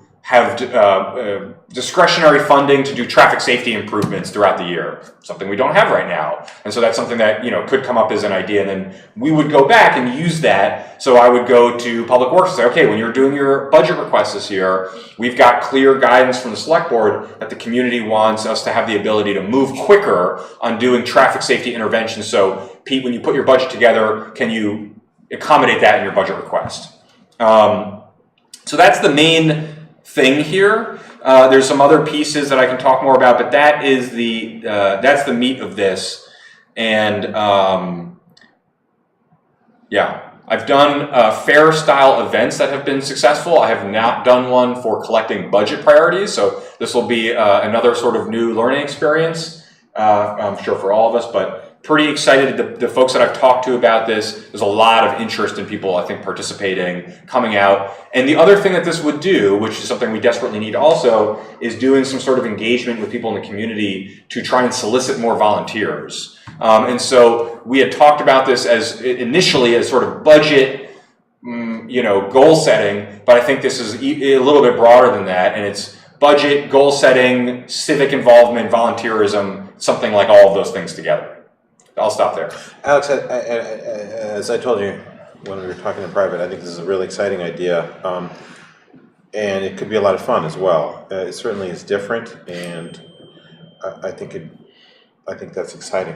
My only concern really is, it's 2 months away. Right. You said you've spoken with a few people. Like who? Well, our department heads are on board, even though this is gonna be, tight. And a Saturday. On a Saturday, yeah. And the hope also is that this may streamline the end of the process a little bit. We spent a lot of time on the budget presentations last year, and there was not a ton of community, did not get a ton of engagement on that. I think some people watched them, but it took us dozens of hours to prepare for those. And then we had 3 or 4 nights in a row of 3 or 4 hour meetings. And it was a ton of information thrown out. It just didn't. So I'm also thinking that we may front load some more time. And then by the end, we've got a lot of community engagement. Obviously, we're going to be collecting everybody's email addresses who come into the booths on the fair, so we can email people directly with information about what we do, going through the. So I'm hoping that the overall time spent on the budget is not that much different than last year, but it might be a little more front loaded. So I'm a planner. I do community engagement, or did before I went to Dartmouth. Getting people out on a Saturday to talk about these kinds of things, maybe we can get people to show up. Certainly not for the whole day in Hanover. I don't think that will ever happen. But I may not. I just don't see anyone giving up an entire Saturday to do this. They wouldn't have, the public would, they could just spend float just a in and half float hour, out. an hour, yeah, they Okay, could just float around, okay. yeah. But I guess what concerns me about this is we've spent the past year on our year and a half on our sustainable master plan that has everything you can imagine in it in terms of topics and goals and ideas, and we have to start getting that out. It's almost done, and with the future land use plan, and that really has to be put out there so that planning board can adopt it, so we can look at zoning changes to address some of the uber challenges in housing and transportation and childcare. And I guess, maybe we could combine the effort, because the planning work has, it has a website, we've had a bunch of community engagement, and it would be nice to see this feed into our capital budget, our capital and operating budget for next year and for the 6 years CIPC, that effort. And so I love the idea of engagement, and I want everyone to feel comfortable to come and participate, but after enduring the budget process last year, this is a huge amount of work, Alex. And it feels like we should piggyback on our master plan and our CIPC and use that as kind of the foundation for this work. Because there's, Jenny, Nancy, and I have sat in these master plan meetings, and the scope and breadth of what we want to do in there is is huge. And I don't know, it feels like we should build on that. And so maybe some combination thereof, but just like, hey, everyone, come together and give us your ideas. I like the idea, it's just a huge amount of work. Yeah.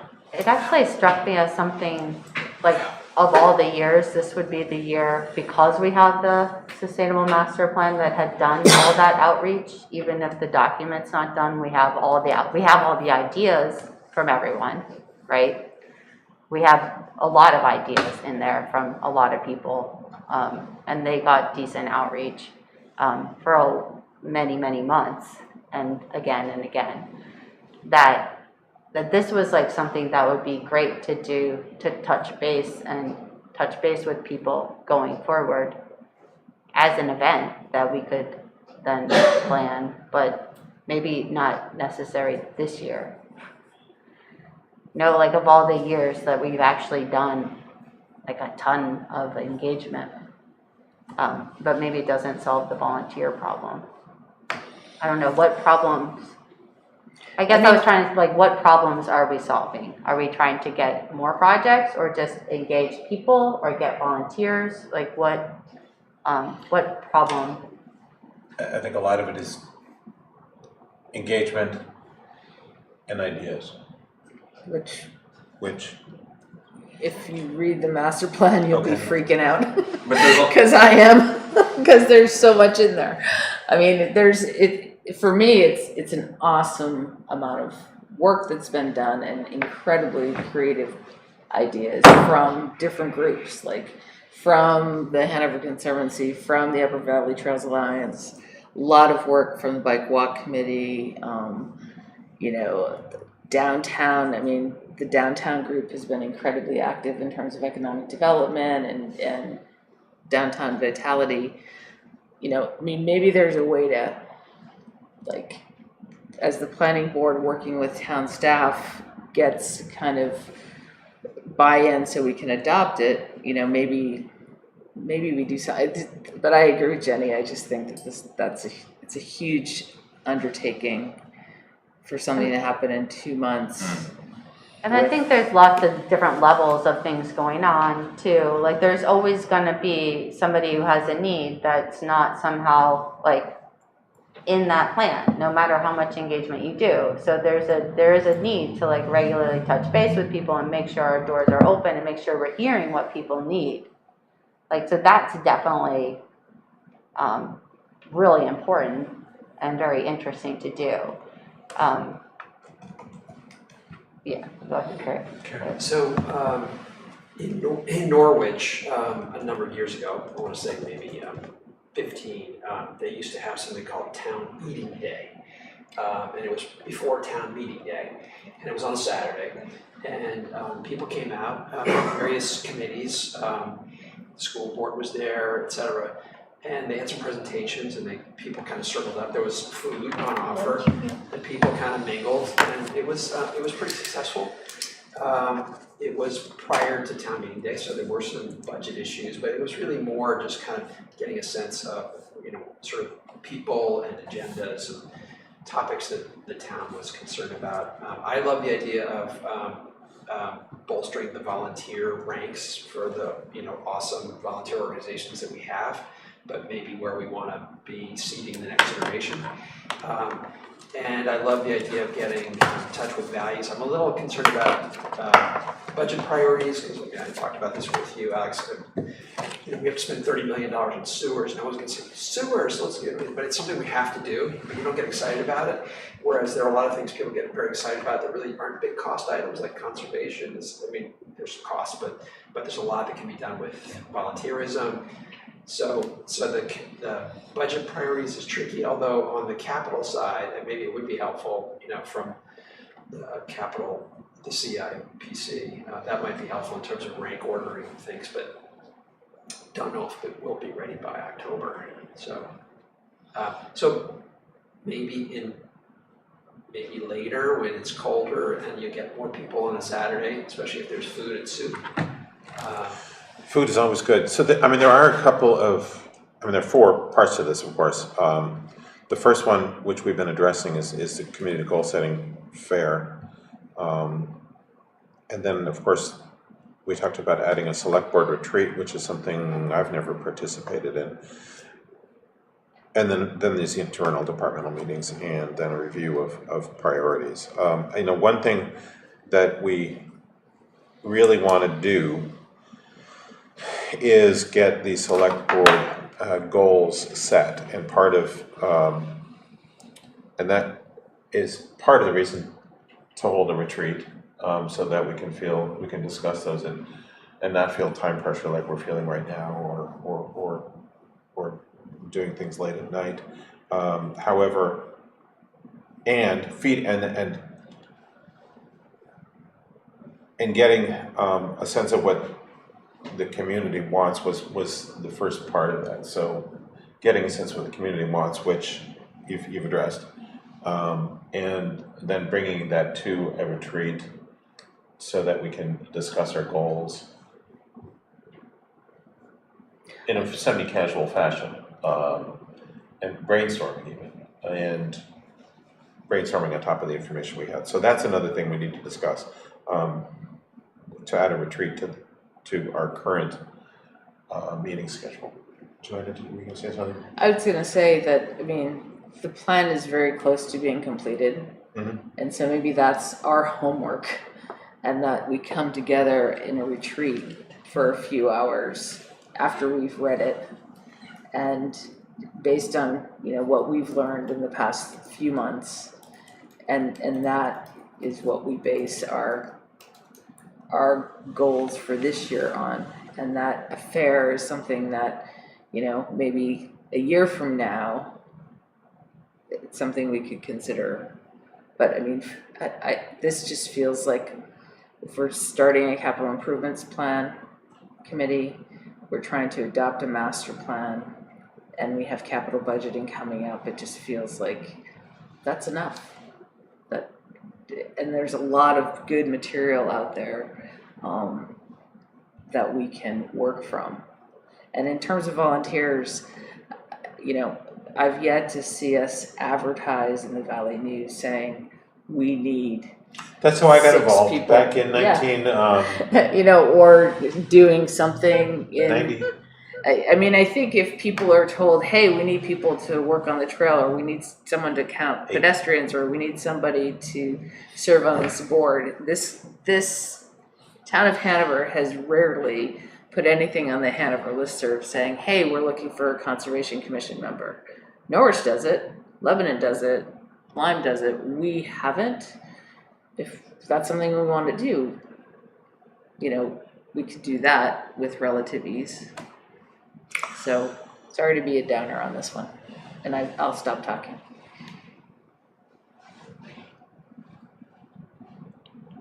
Is there support for the select board retreat concept?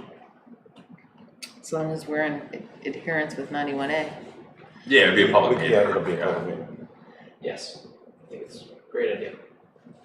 Yeah, and for whatever it's worth, I mean, my reaction is I have mixed feelings. On one hand, there's a part of me that just loves the idea of not having to put this event together over the next 2 months. So that's part of it. I'll be open with that bias.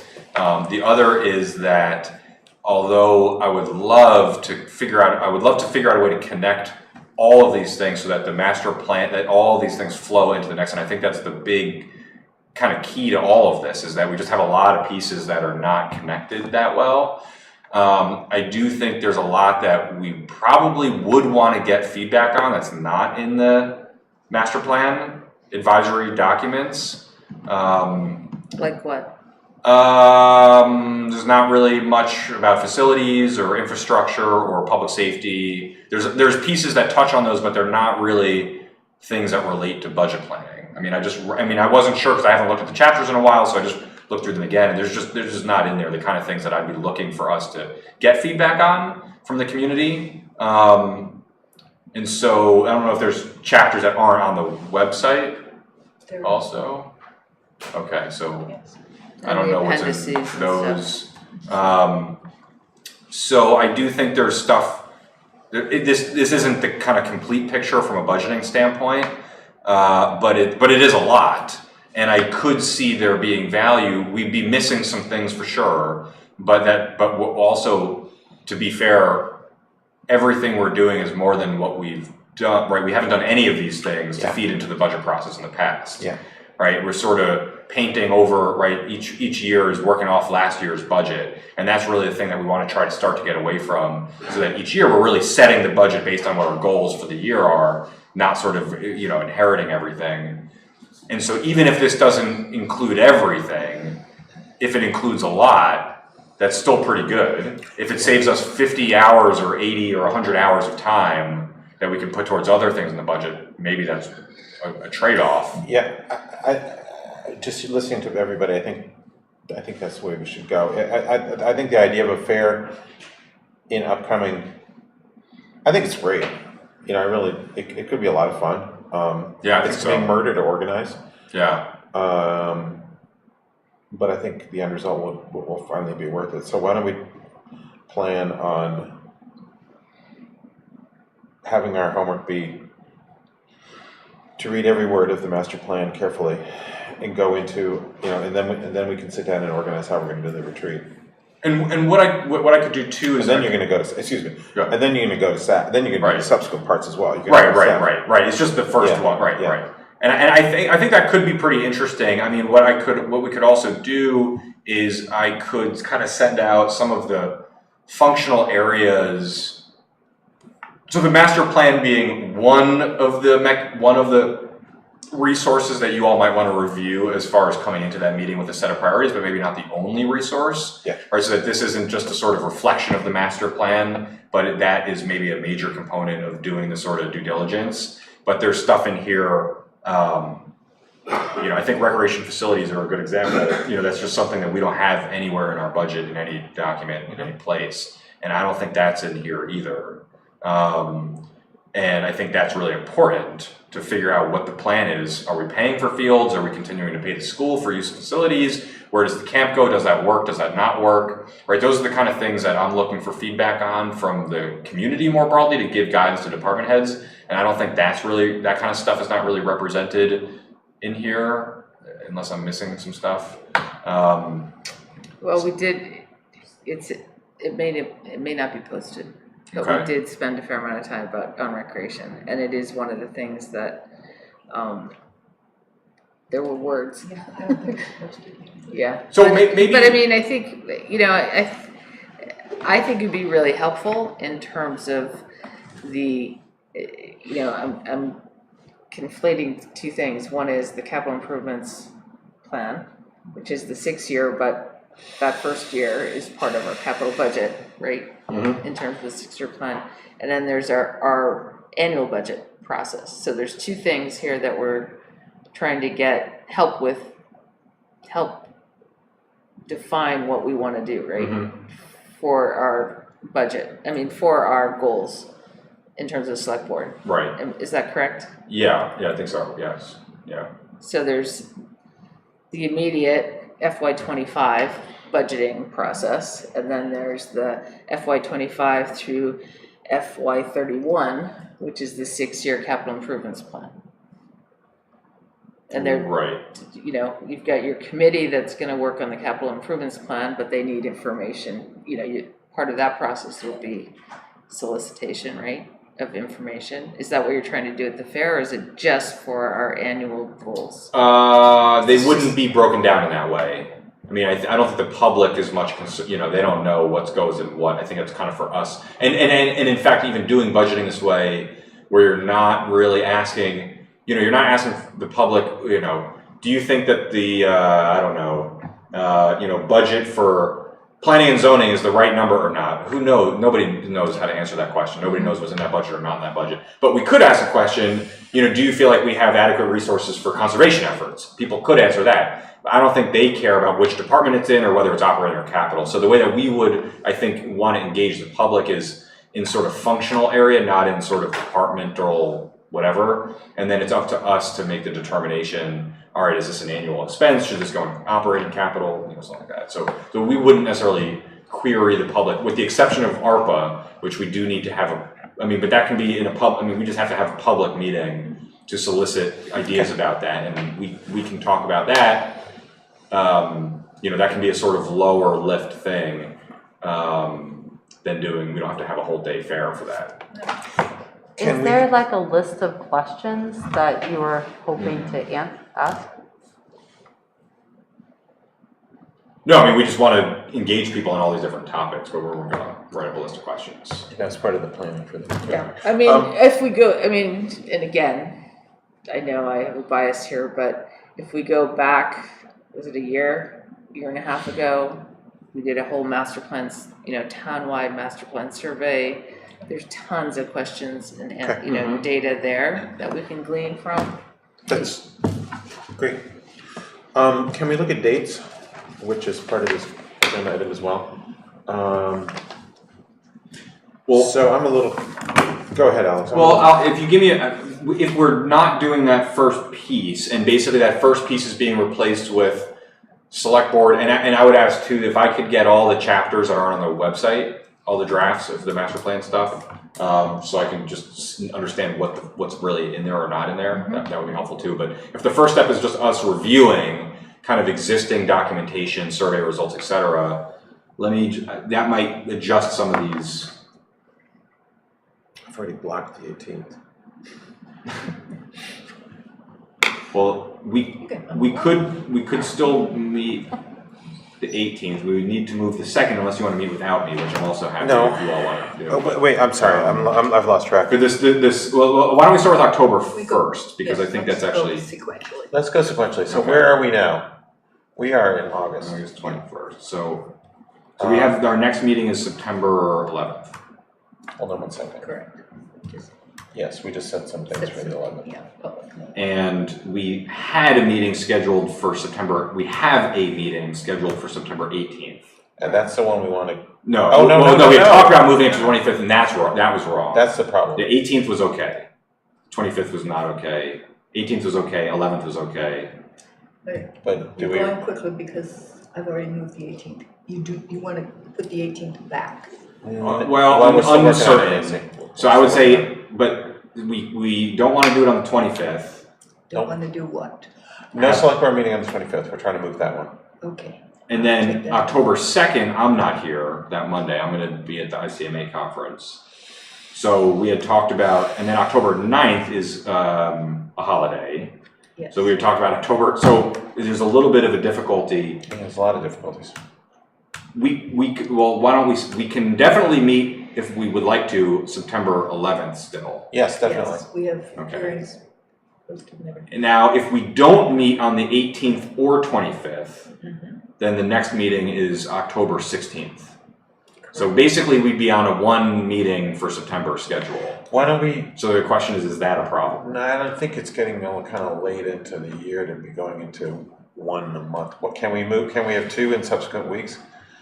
We could have two back-to-back in September, The like 18th and the 11th and 11th. 18th. We could do that. There's not going to be... Repeat that 11th, we're talking about The 11th September is 11th sticking. and 18th, yes. The 18th, I'm tentatively throwing out there as also meeting, which is just a week after the 11th, of course. Keep that in, okay. What's And then- your thoughts on that one, everyone? I'm. Okay. I may not be available on the 18th, but I just want to make sure we have a quorum. Are you guys, okay. I'm not sure yet. So that would seem pretty firm, Alex. Move Okay, this- 11th and 18th. Yeah, And then we could have meetings then, if we do that, we could have meetings on the 16th and or the 23rd. Of October. wait, you're in a So, Now we're in He's in October. October. 16th, yep. And so the town takes Columbus Day off? Yeah, Okay. I didn't think you did in the past, but Dartmouth doesn't. But it's okay, it's Canadian Thanksgiving. I think it is. I don't think it is. Indigenous Peoples' Day. It's kind Yeah, of, I hate it's calling kind of flex, Columbus isn't Day, it? too. Yeah, it's Yeah. somewhat Indigenous absurd, Peoples' but Day. It's a Indigenous Thursday. Peoples' Day, so is it federal? I don't know. I can look it up. Anyway, I'm fine with. If the town takes it off, then we have to take it off. So September 25th? Hey, you all. I don't think you guys normally do. I'm under the impression we do, because we Okay. had, I could be wrong. I don't know. Rob? Because we had set the schedule around When you're that. saying no what? I have never had Indigenous Peoples' Day off. Okay. Rob, I forgot to, I apologize. What, you're here for what agenda item? Non-public. Okay. I'll try and get us there. September 25th, we have now. So we could do the 9th, is what you're saying? It's fine not to. Yeah, Wait, we're I doing mean, that's second. interesting, it's because that is not, It's fine. Wait, did we have two in October already? Yeah. We had the 2nd and the 16th. and the 16th. 9 and 16. But Alex can't make the 2nd. Oh. Yeah. Oh. So we're doing 16 and 23? yeah, maybe we are open on the 9th. I mean, because then if that's, wait, am I gonna be back? Then let's do the 9th and the 23rd. Right. We're putting the 9th. Yeah, before you do that, hold on one second.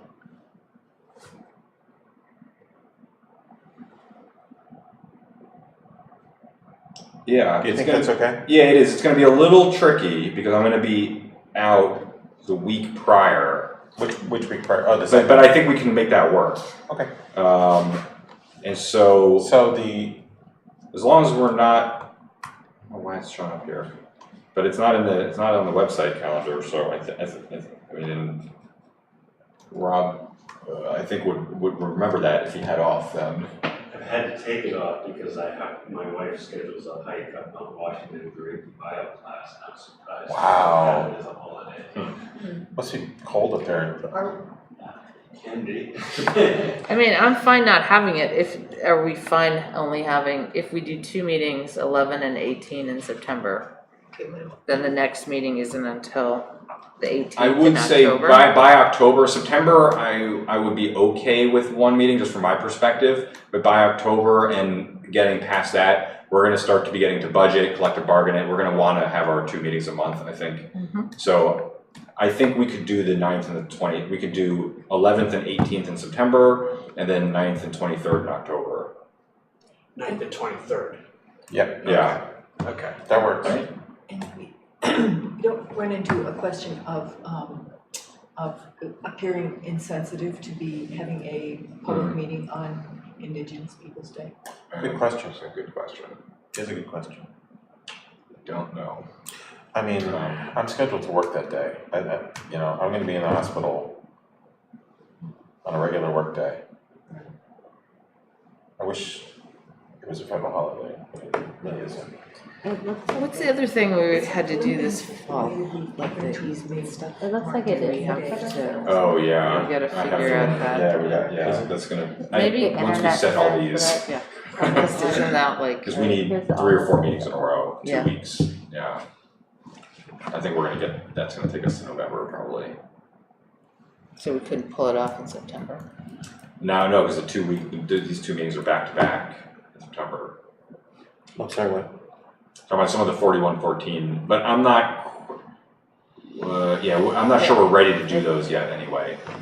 Because the September 11th is our next meeting, and I think we need to do something and set the dates first, so they have time, so I think we're at least a meeting out from figuring those dates out. So maybe we should, do we wanna, well, I guess we should figure out October dates, but it kind of feels like it would be nice to get those done before town meeting.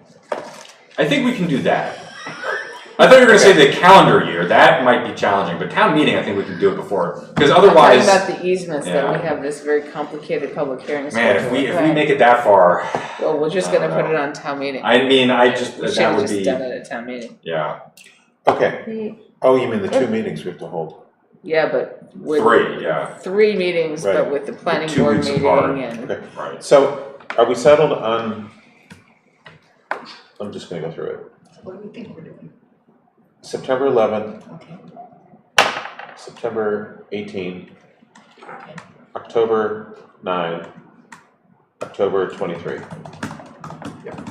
Okay, let's just keep that there. Okay. All right, so we're done with that agenda item. So now we're gonna go to, Wait, sorry, I just wanna make sure we're all on the same page about what we're doing here, because I wanna update some stuff on my end too, so. We're not gonna have the fair, but we are gonna have the retreat. Are we having the retreat on that day? The October 18th? yeah, is that okay with people? So I already blocked it, so it's okay with me, but that, I can unblock it. Of course. What's for Jenny? Yeah, so that would be not at 7 though. That'd That would be in the Oh, no, morning, I that'd had be it for in the morning. morning, What Yeah. time of day? He like listed 9 to 12. Oh, okay, Sustainable Hanover happens to be retreating that day, but Oh, maybe they can retreat in. they're at the same day? Yeah. Oh. Yeah, In the morning. Or, yeah. And is that all? They're doing it at 8 to noon. oh. I'm the only one affected by it. Yeah, so. there's a lot of people on it, right? Could we do Could we a one? retreat in the afternoon? I personally can retreat. I can do Yeah, that. we could. I can do What that. about you, Jenny? Can Jenny, you retreat in the afternoon is okay? afternoon? Like 12 to 3 or something? We gotta be awake though. That's a good thing. That's why I wanted to do the morning, Yeah, yeah. no, morning's good. Yeah. I take my No, afternoon if we nap. do- We'd all we be can like do- different people. We can and do yeah. noon, we can have lunch, we can have coffee. We can have lunch And and coffee. coffee. It's fine with me. Right. Have our meeting and then we can have some more We get coffee. caffeinated sandwiches, right? Okay, so what are we saying? Lunch? So lunch from the 3:30. 18th. Oh, What time is it? Wait, there's another, where did this come from? Well, now I've got, there's a meeting that looks like I think we're all invited to Where? at Dartmouth. The day before, 17th. Yeah, it's the 17th. I've got it on both. I have it on the 4 p.m. on the 17th. I've got that. I didn't listen. Maybe this is, I think it's the day before. yeah, I think there might be two different things. Okay. Maybe I don't know what this is. Well, we can do noon to 4. Yeah. And then I think the Dartmouth one in the evening.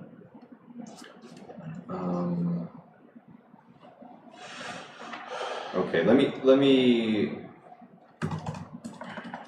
We could even maybe ask Nancy to break out a little early. Yeah. And start at 11. Yeah, is that possible? That would, if we did 11 to 2:30, I think we need about 2.5 or 3 hours, maybe 3 hours. Is that okay? Yeah. Plus a half-hour lunch. Okay, so we're doing 11 o'clock on the 18th. Okay. Whew. 11. That was stressful. I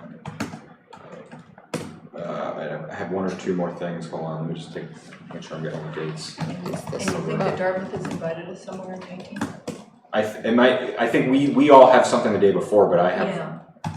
something that- I got an invitation that had 3 or 4, I mean, it looked like just a cavalcade of things they wanted us on campus. Okay. This is October, right? Yep. It's funny, I haven't been invited to anything. Yes, You have. I'm so far behind in emails. And sorry, I'm just taking a few notes. Just give me a second to kind of catch up on everything and I just want to make sure I've got 1 or 2 more questions. Sorry, when is the Dartmouth thing? I don't think I. 4 p.m. on 4 the. to 5. We have to post that, don't we, by the way? Yeah, we'll notice that. But we're yeah. talking about meeting in September, or no? No, we're talking about meeting on October 18th. Okay, so I would just put on everybody's radar, That would have been at the wrong place. and we can check in on this on October 9th, but just to make sure if there's that much reading that people are going to be doing beforehand, Okay. and then not only reading, but I'm going to ask everybody to submit priorities ahead of time in some sort of form, and then we'll have time to look at them. So people should just be expecting that.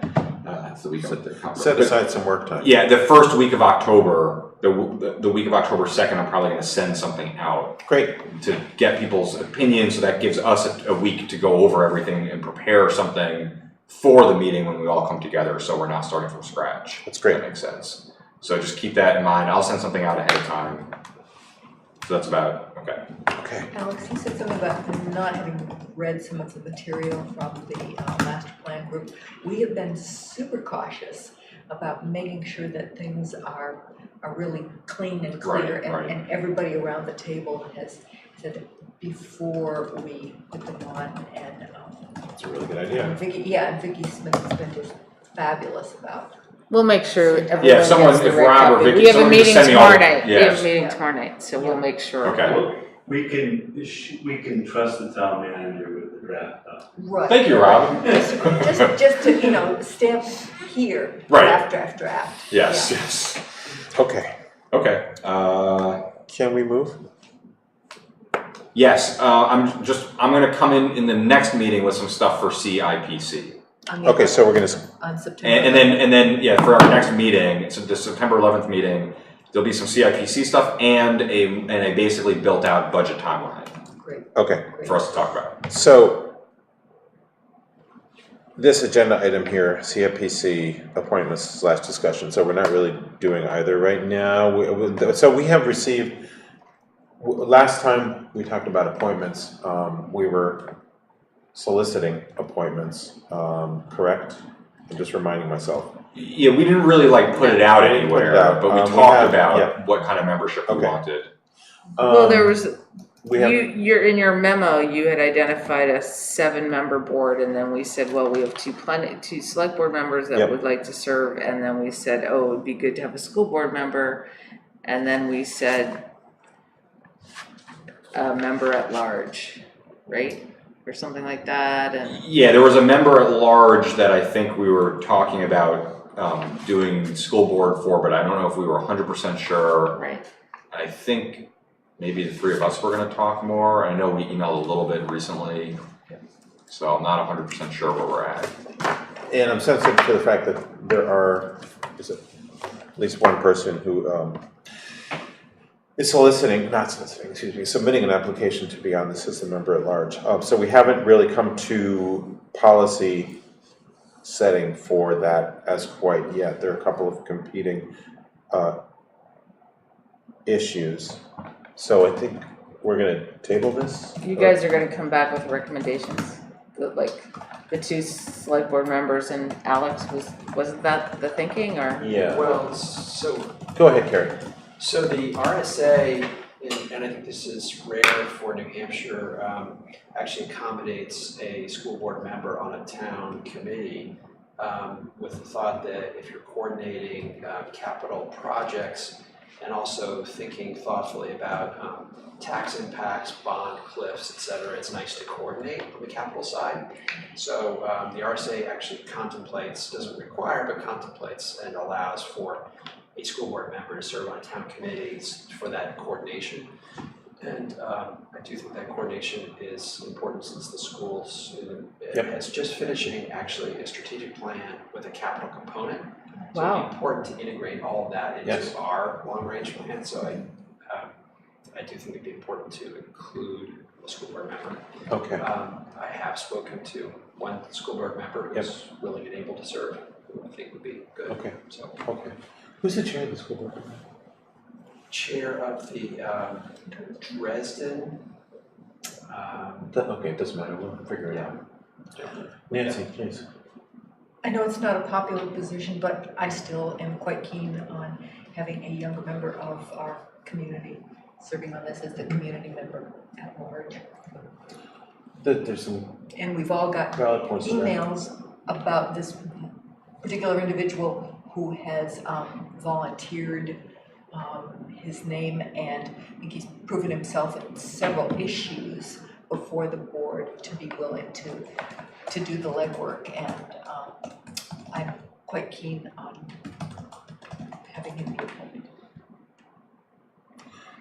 Yeah, I also think it's really important. I don't know if that means we need 9 people. I mean, I went and surveyed a bunch of different towns, and people have committees that are 4 people, people have 13 people, have 7 people. Sure. Some have school board members, some don't. Most have,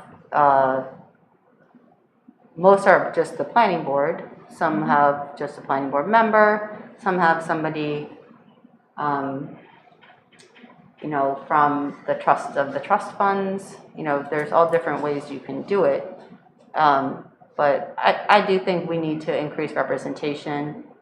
I think it's really important. Our town has, you know, so many people who are younger. And I also think, with particular for like how we're making decisions to invest, it's going to impact them longer. You know, this came up in a big way in Montana recently, and I think it's just important to pay attention to that. And we do have like engaged students, and we have had a lot of, you guys have worked with, you know, Eric as well on the Sustainable Master Planning Committee. And it's important to hear what they're thinking. Voices. Yeah. Absolutely. Okay, so where are we leaving this? Are we, On the 11th, we're getting. okay, got it. What? On the 11th. On the 11th, we're gonna have a final recommendation. Yeah, I mean, I think it's good to have, Okay.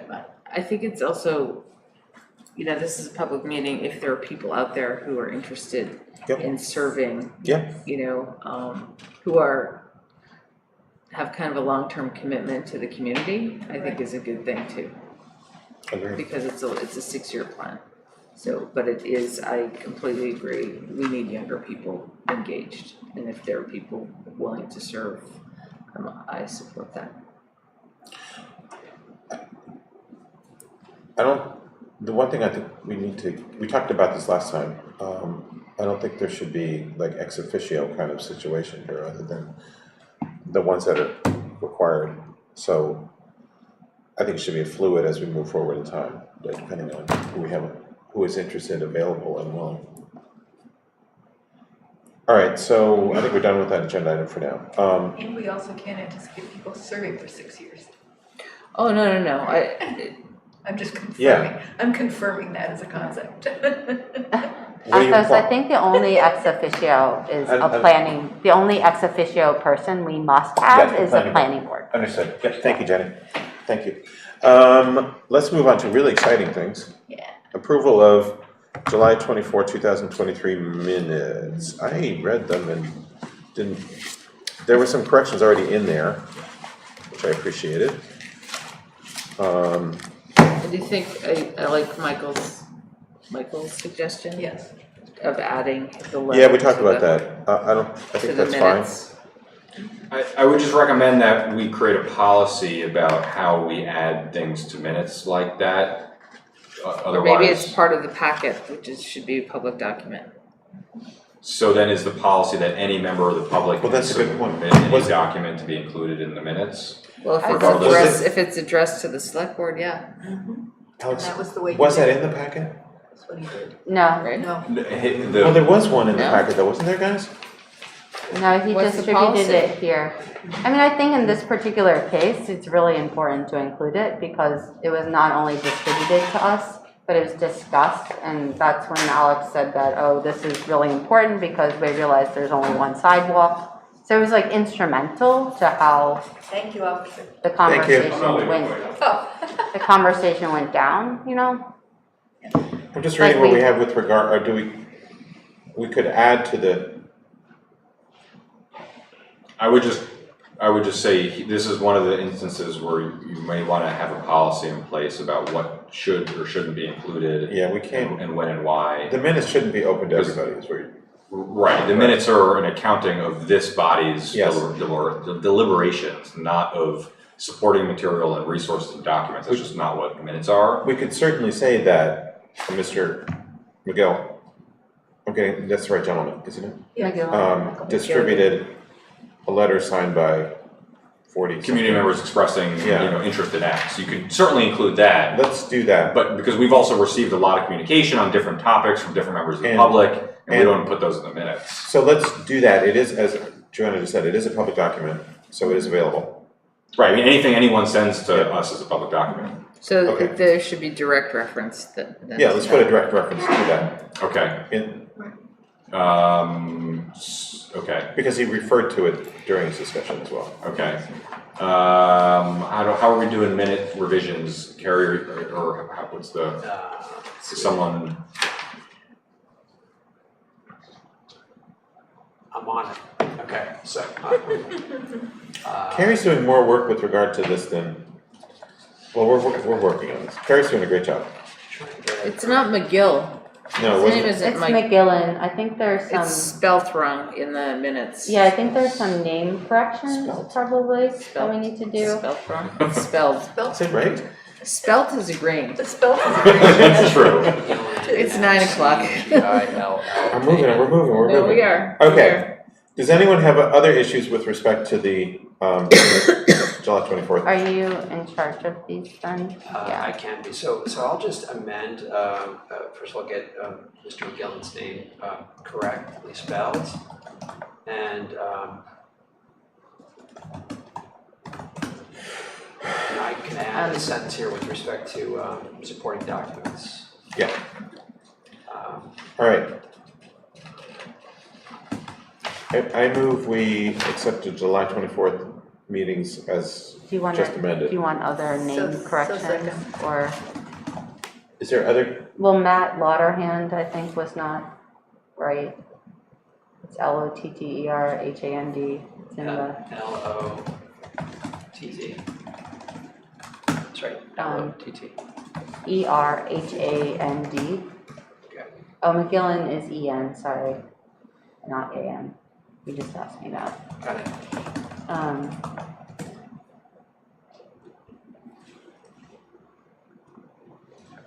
Okay, so we have a motion and second, and we have some changes, mostly to spelling and adding one line. All in favor? Aye. Opposed? Great. So we are down to the consent, and we're still trying to figure out how to do this. There are 5 items. 4. I can count Roman numerals. The first one is donations to Hanover Parks and Rec and Hanover Fire Department, and those I just want to list out because we want to thank. Do you have it? Yeah. It's right here. Whoops. I'm not doing my job very well. Oh wait, I may have it. No.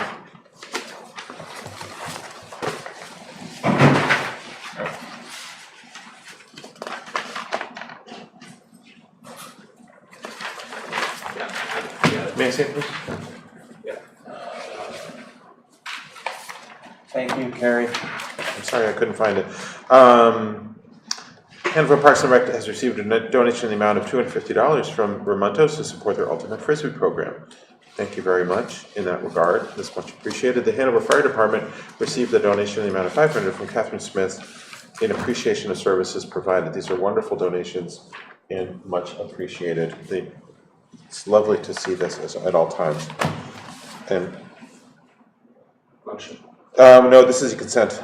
So the next item 2 is recommendation to approve issuance of the 2023 dog warrant. We received that and we looked it over. Dartmouth College, and number 3 is Dartmouth College inauguration overhead banner, which we looked at, or excuse me, it's in our packet.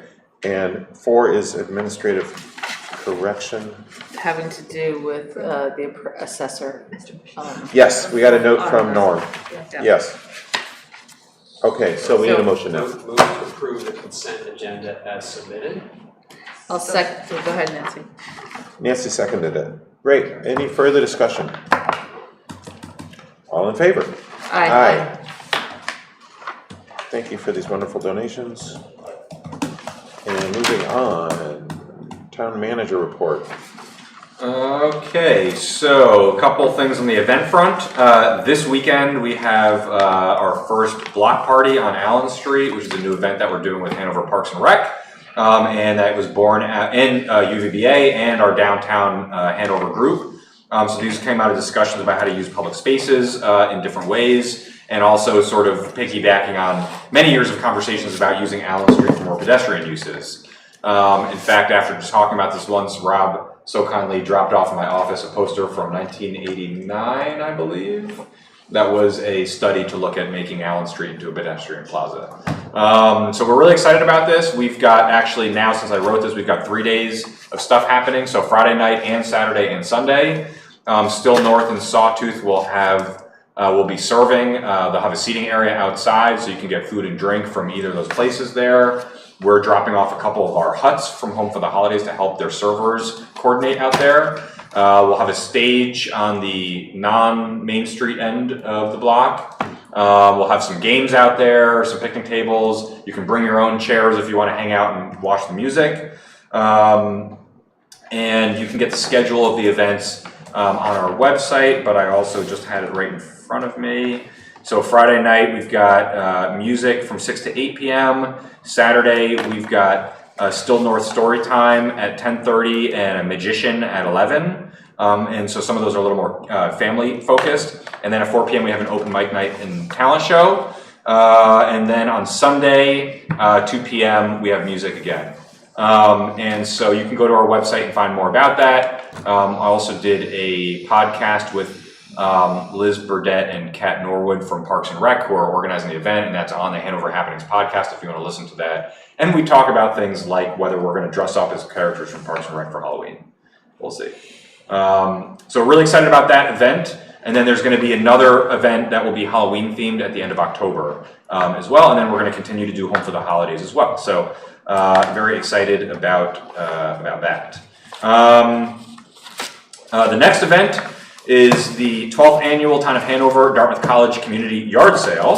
And so this is one of the 3 R's, the reuse, which is an important one. This is Saturday, September 2nd, 10 a.m. to 2 p.m. at Dewey Field. And what was the date? Saturday, September 2nd. I'm going to be there 10:01. So we'll see you all there, maybe a little sooner, help out. I just recorded a podcast with Susan Edwards, which I'm going to post next week, where we talk a little bit about the yard sale and some of her history of volunteering in town. Okay, so those are 2 events. What was the date again? September 2nd. Saturday of Labor Day. Okay. Phew. Yep. Okay. So I don't know if there are still booths left. I don't know if they. I think there's a few. Just a couple. Yeah, just a couple, but they're almost all. There was more than 100 taken already, which is great. Next, okay, human resources and staffing. So since the last meeting, we have had 6 new employees start employment and 12 leave. 9 of those 12 were seasonal positions ending. So this is actually one of the few months where we have a bigger influx than coming out by a pretty good portion. And that includes Matthew, Riley, Dakota, and William to Public Works and wastewater, highway and wastewater, which are also 2 divisions that we've had a lot of trouble hiring for, so that's exciting. As well as Kim to the Howe Library and Dana to Fire. So we're excited to welcome all of these new employees. I will also say, as a down note, is that we did offer a job to an employee for another position that we've been having a lot of trouble filling for a very long time. They put right in the email back to us that they could not move here because they could not find affordable housing.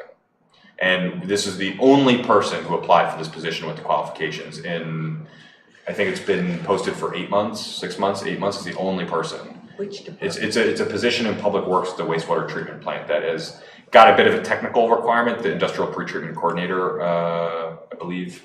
And so it's a bit of a technical position. It's hard to find people for that. And they were really excited about it. They were going to be moving from another state and just could not do it because of housing prices. So that's unfortunate. And I think only underpins, lights the fire under Rob and I to make sure that whatever we do housing wise, and we'll talk about this more, but any opportunity for us to grab a couple units on the town side that we can use to land new employees that we want to offer jobs to is like make or break for a couple of these departments.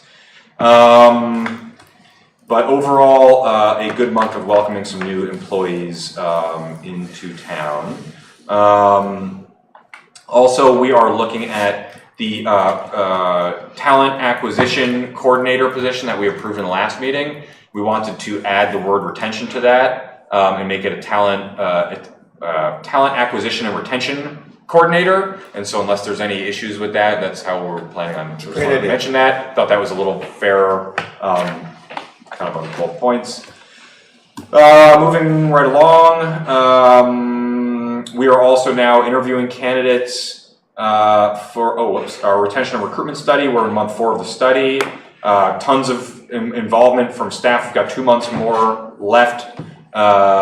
This month and next month before we start bringing data back in, before we start getting market data from MRI, all that kind of stuff starting to come back in. And then it's going to be a totally insane time of crunching all that stuff, coming back to department heads, coming back to you all with ideas and proposals for what we want to change, and then moving right into budgeting those changes and starting to negotiate those with collective bargaining units. Next is that we got actually a lot of resumes so far. Excuse me, for the Senior Assistant Clerk Deputy Director of Admin Services, and we're interviewing candidates right now. We are hoping to have a candidate identified, a finalist, probably not by the end of August, but probably the first week of September. So we're moving pretty quickly on that to get someone in well before next year, which we think is just going to be a hard election year. But that is moving along well. Next is announcing the retirement of our Fire Chief, Marty McMillan. His official retirement date is not until next year, but he's on vacation, vacation days that he's accrued until then. And Deputy Chief Mike Gilbert is the acting chief of the fire department now, and until a permanent replacement is found, and we're going to be doing that through a search that will be open to internal candidates and external candidates. And just want to make sure to thank Chief Marty McMillan for many years of service to the community. We wish him very well in his much-earned retirement.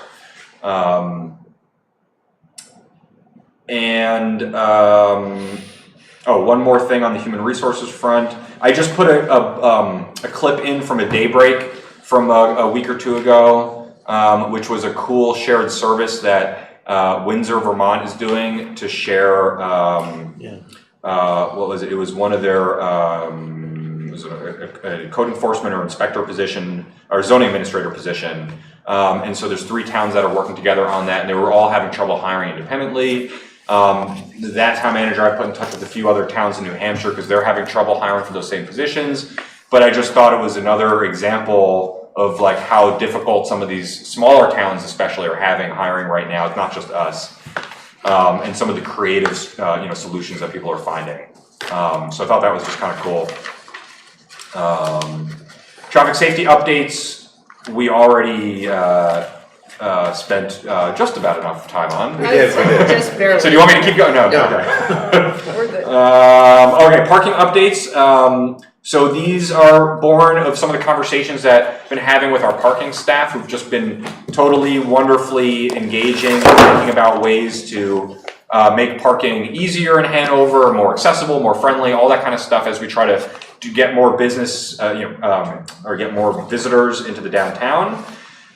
So we have a whole bunch of medium and long-term stuff that we've begun talking about, and we're including, there's a few business and property owners that are participating in some of these conversations, but 2 updates that we did want to make kind of right off the bat was making, right now the garage is free on Sundays, but we're also starting October 1st intending on making that free on Saturdays as well. And so there's not a big revenue loss there because we don't have somebody enforcing on Saturdays currently right now. And so it's an honor system which actually works, surprising that it works at all, really. Maybe that's cynical, but the idea is to make it free Saturday, Sunday, so people coming downtown on the weekend, they can park for free the entire time, just head over to the garage. And we'll see how that goes. We're also looking at converting the lot at the Bank of America back to 10 hours. I think that was something, Joanna, maybe you brought up. So a few people mentioned that it wasn't being used fully, I think, the 3 hours versus the 10 hours. We talked about it with the parking staff. They agreed that it was kind of underutilized. Sorry, I thought Joanna talked about the lot on Lebanon. Is this the lot on Lebanon or the lot? Yeah, no, I this is didn't not talk, the one that you were talking I talked about next to the VAC on Lebanon Street. Oh, okay, so that's to a different the one. east of, because that one's empty all the time. I'm not. I will ask familiar about with that Bank of one as America. well. It's lot 2. Lot 2? That's the one that you're talking about? That's the one I was okay. talking about. Bank of America, I don't see on a regular basis. I don't walk by it, That so. gets used. I mean, can we, actually, when we're thinking of all this, can we get the utilization rates? Because we have the Park Mobile now, right? It'd be nice to get a good. Yeah, like, it doesn't have everything in it. Right, but just to get an understanding of what's going on. Because I'm assuming it's different than when we did our parking study. Well, right? yeah, we didn't have Park Mobile data as well. Right, we didn't so have it's much Park better. Mobile data and. But I did, I mean, when we talked last about the VAC lot, and we talked to somebody in the police parking division, I think, and they agreed that they were Yeah, I may have no gotten mixed income up from between that. the two, but I'll ask them about that one as well. Yeah, 'cause I mean, Bank the of America is really when convenient. there's a movie, everyone parks there, and if you have that filled up, I don't know what the utilization, I haven't watched that parking lot. It's empty sometimes and full other times, but if we could look at the utilization data, that would be a great, I think, way to start. Yeah. Because we have all that. And they definitely are looking at those numbers, because when we've sat down to talk about this, they're going through, and it's actually incredible. They know a lot of the cars by sight now. Like one of the issues that we have is we have probably on an average day about 20 employees of businesses that park in meter spaces, and they frequently get tickets, they get booted sometimes, and it's costing them way more than if they went to the permit lot. And when I asked our parking division, I said, can you give me a rough estimate? It took 2 days, and they just went and they just know every single person's car by. So they do have some of that data, and I think when we have a few longer term things that we're talking about that we're still kind of early on. We're just trying to knock off a few things, like putting the signs outside in the downtown that remind people that it's free parking after 5 p.m. every day at meters, making the garage free, any small adjustments like that. you know, we didn't raise the parking rates this year for the meters. But there's bigger policy stuff that I think is gonna come, and when we do that, we'll present that with a little bit more thorough analysis. But I do think perhaps you could ask about this VAC line. Yeah, I will. Because I think anyone who's driven by there, it's always empty. Because it used to be 10-hour or 8-hour parking, and then they went to 2 or 3-hour parking, and now no one uses it, and we might as well, if it's empty, Make it 10. in 3 hours, make it 10, at least get money. Right, I will ask him about that one, At yeah. least get some I think I cash. mixed up this one and that one in my head. Yes. So, okay, but if people have other thoughts there, I mean, we're looking into long-term technology stuff, we're looking at all sorts of different things here. So if any of you hear anything or have any ideas, just feel free to shoot them over and. Quick question, if spaces are leased in the garage, Mhm. are they leased 7 days a week, people can't come on our free days and park anywhere in the garage, can they? No, they cannot park in the leased spaces, that's correct. Yeah, and we're looking at, we've got. They're like people use way them. down. Yeah, they're down, people use them. Okay, budget stuff we talked about, housing. I did place the final version of the Mink Brook Community Workforce Housing FAQ in the packet, so that should be all done. I think it's a pretty good, and thank you, Rob, for helping put a lot of that together as well. I think it's a pretty good summary of everything. That we had looked at a draft in the last meeting. We got a few pieces of feedback. We finalized that in the following week and posted that, so that's up on the website. But if people are hearing more questions that we didn't include and we want to do an update or anything like that, happy to do so. Just that the numbers for the questions don't match. Oh, I did Yeah, forget to do you had that. some good, yeah, it was just a little, Yeah, yes, so like Jenny. number Yeah, I'll 11. look at those. And Jenny pointed this out, one of them doesn't have a number. Yeah, it's between, What is workforce housing doesn't have a number? in the FAQs, and what is the market value of the site doesn't appear on the It's just a little questions. formatting. Okay, yeah, I'll check So- those. We were kind of rushing that out at the last Nothing second. big. It looks good though. Yeah, I'll check those. so there are 14 questions total. Okay. And it looks like there are 13. So Okay. it gets confusing to find I will it check that unless out. you realize there are 14 questions. Is there anything else on that one? I don't think so. Okay. Downtown Hanover, I mentioned the event that we're starting. We've got our public meetings that are still monthly meetings that are still ongoing with business and property owners, and that's going really well. We also completed a dozen new pole banners around town, so that's something that was previously reserved through my office. We've actually moved that over to Parks and Rec because they have a system for taking those that works a little better than what we have, which wasn't a system, which was just sort of us doing it, or Carrie managing all of those. And so we did put 12 new locations up, which was a pretty minor expense of just the hardware to attach to the poles. And that gives us now the opportunity to advertise more town and downtown related events without crowding out any of the community banners or events that might be out. This was done in part because the banner is such a pain to change out and have questions about its longevity anyway, and the expense of the fire truck being the only thing that can operate it. And so we're trying to maybe move towards the pole banners more also. And so Parks and Rec got those printed up. We got a ton of posters of those printed up thanks to UVBA. So businesses can put them in the windows, and those are the 4 different designs. So ASA worked kind of extra hard, and Parks and Rec just kind of getting that all organized. So thanks to them for doing that. What else? Oh, 2 other quick things. I did start my ICMA High Performance Leadership Academy program. I put a little screenshot of our breakout group there. And so that's about 10 other municipal manager types and folks from different departments actually I'm the only one on the East Coast. Everybody's from other parts of the country. It's always kind of interesting hearing some of the issues that people are working on. Same issues, similar issues, but different communities.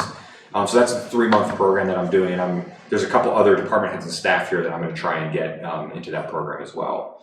And then the last thing is I just wanted to thank the Dartmouth Civics Association, which is a group of students who hosted a really fun meet and greet for town staff and officials. I know a couple of you stopped by 2 weeks ago, and they had a lunch for us out in front of Collis, and I think we had probably about 50 staff and volunteers from boards and committee chairs stop by. I also sent that to other groups like Hanover Improvement Society, et cetera. Advanced Transit was there. There's a bunch of other groups, and I will say all of those groups also emailed me back, and said, this is so wonderful. We're so like happy to be invited to, like, it was just, and I think it was a good chance to watch people chat, although it was funny. Well, I'm gonna say this. Don't say that. No, well, I don't know if you, well, but yeah, how people are, yeah. We'll get to that for the holiday party.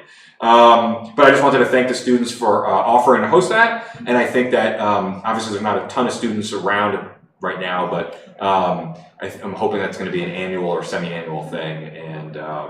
And I also, the students who were there were engaging. Totally, they totally. Came up and were chit-chatting. And I just love watching. I mean, I have to say, and I give Kevin at Wastewater a special shout out for this because he's so knowledgeable and passionate about running that facility, and the amount of technical knowledge he has ready is incredible. But I will just say one of the most fun things that I get to see as a manager is watching people who I get to support explaining what they do to people. And they're totally into it and passionate about it. And just watching those interactions. Students were mesmerized. Yeah, and it is. It's amazing. It's amazing. And you don't even know some of these things are out there, but they do so much. And, and I love allowing employees the opportunity to do that. And I just think it's just a great thing. So that was cool. And that's it.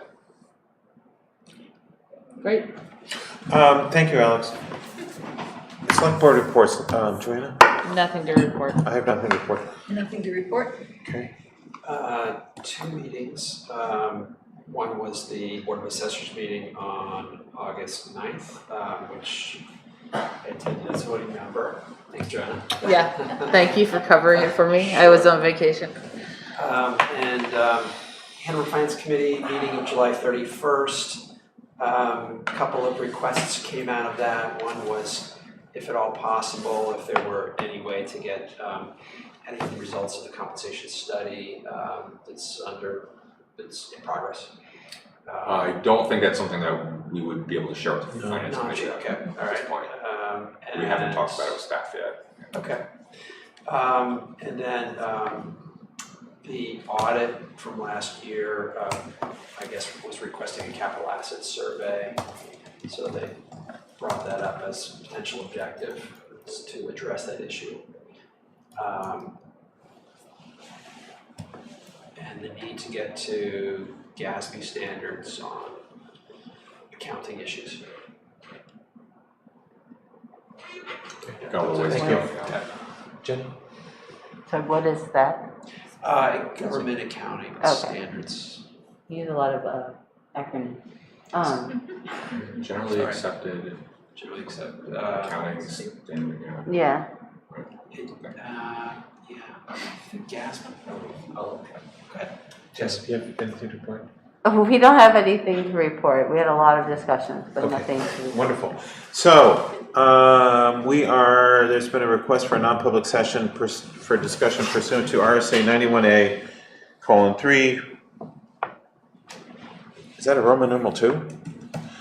A, B, C, D, E, and L. Bueno, Whitcomb, yes. Atos Gracias, yes. Nancy Carter, yes. Callahan, yes. Chamberlain, yes. We are in non-public session. Thank you, officer. See you later. Thanks. Thank you. See you Thank you. later. Thank you, CATV person. Much appreciated. Governmental accounting standards.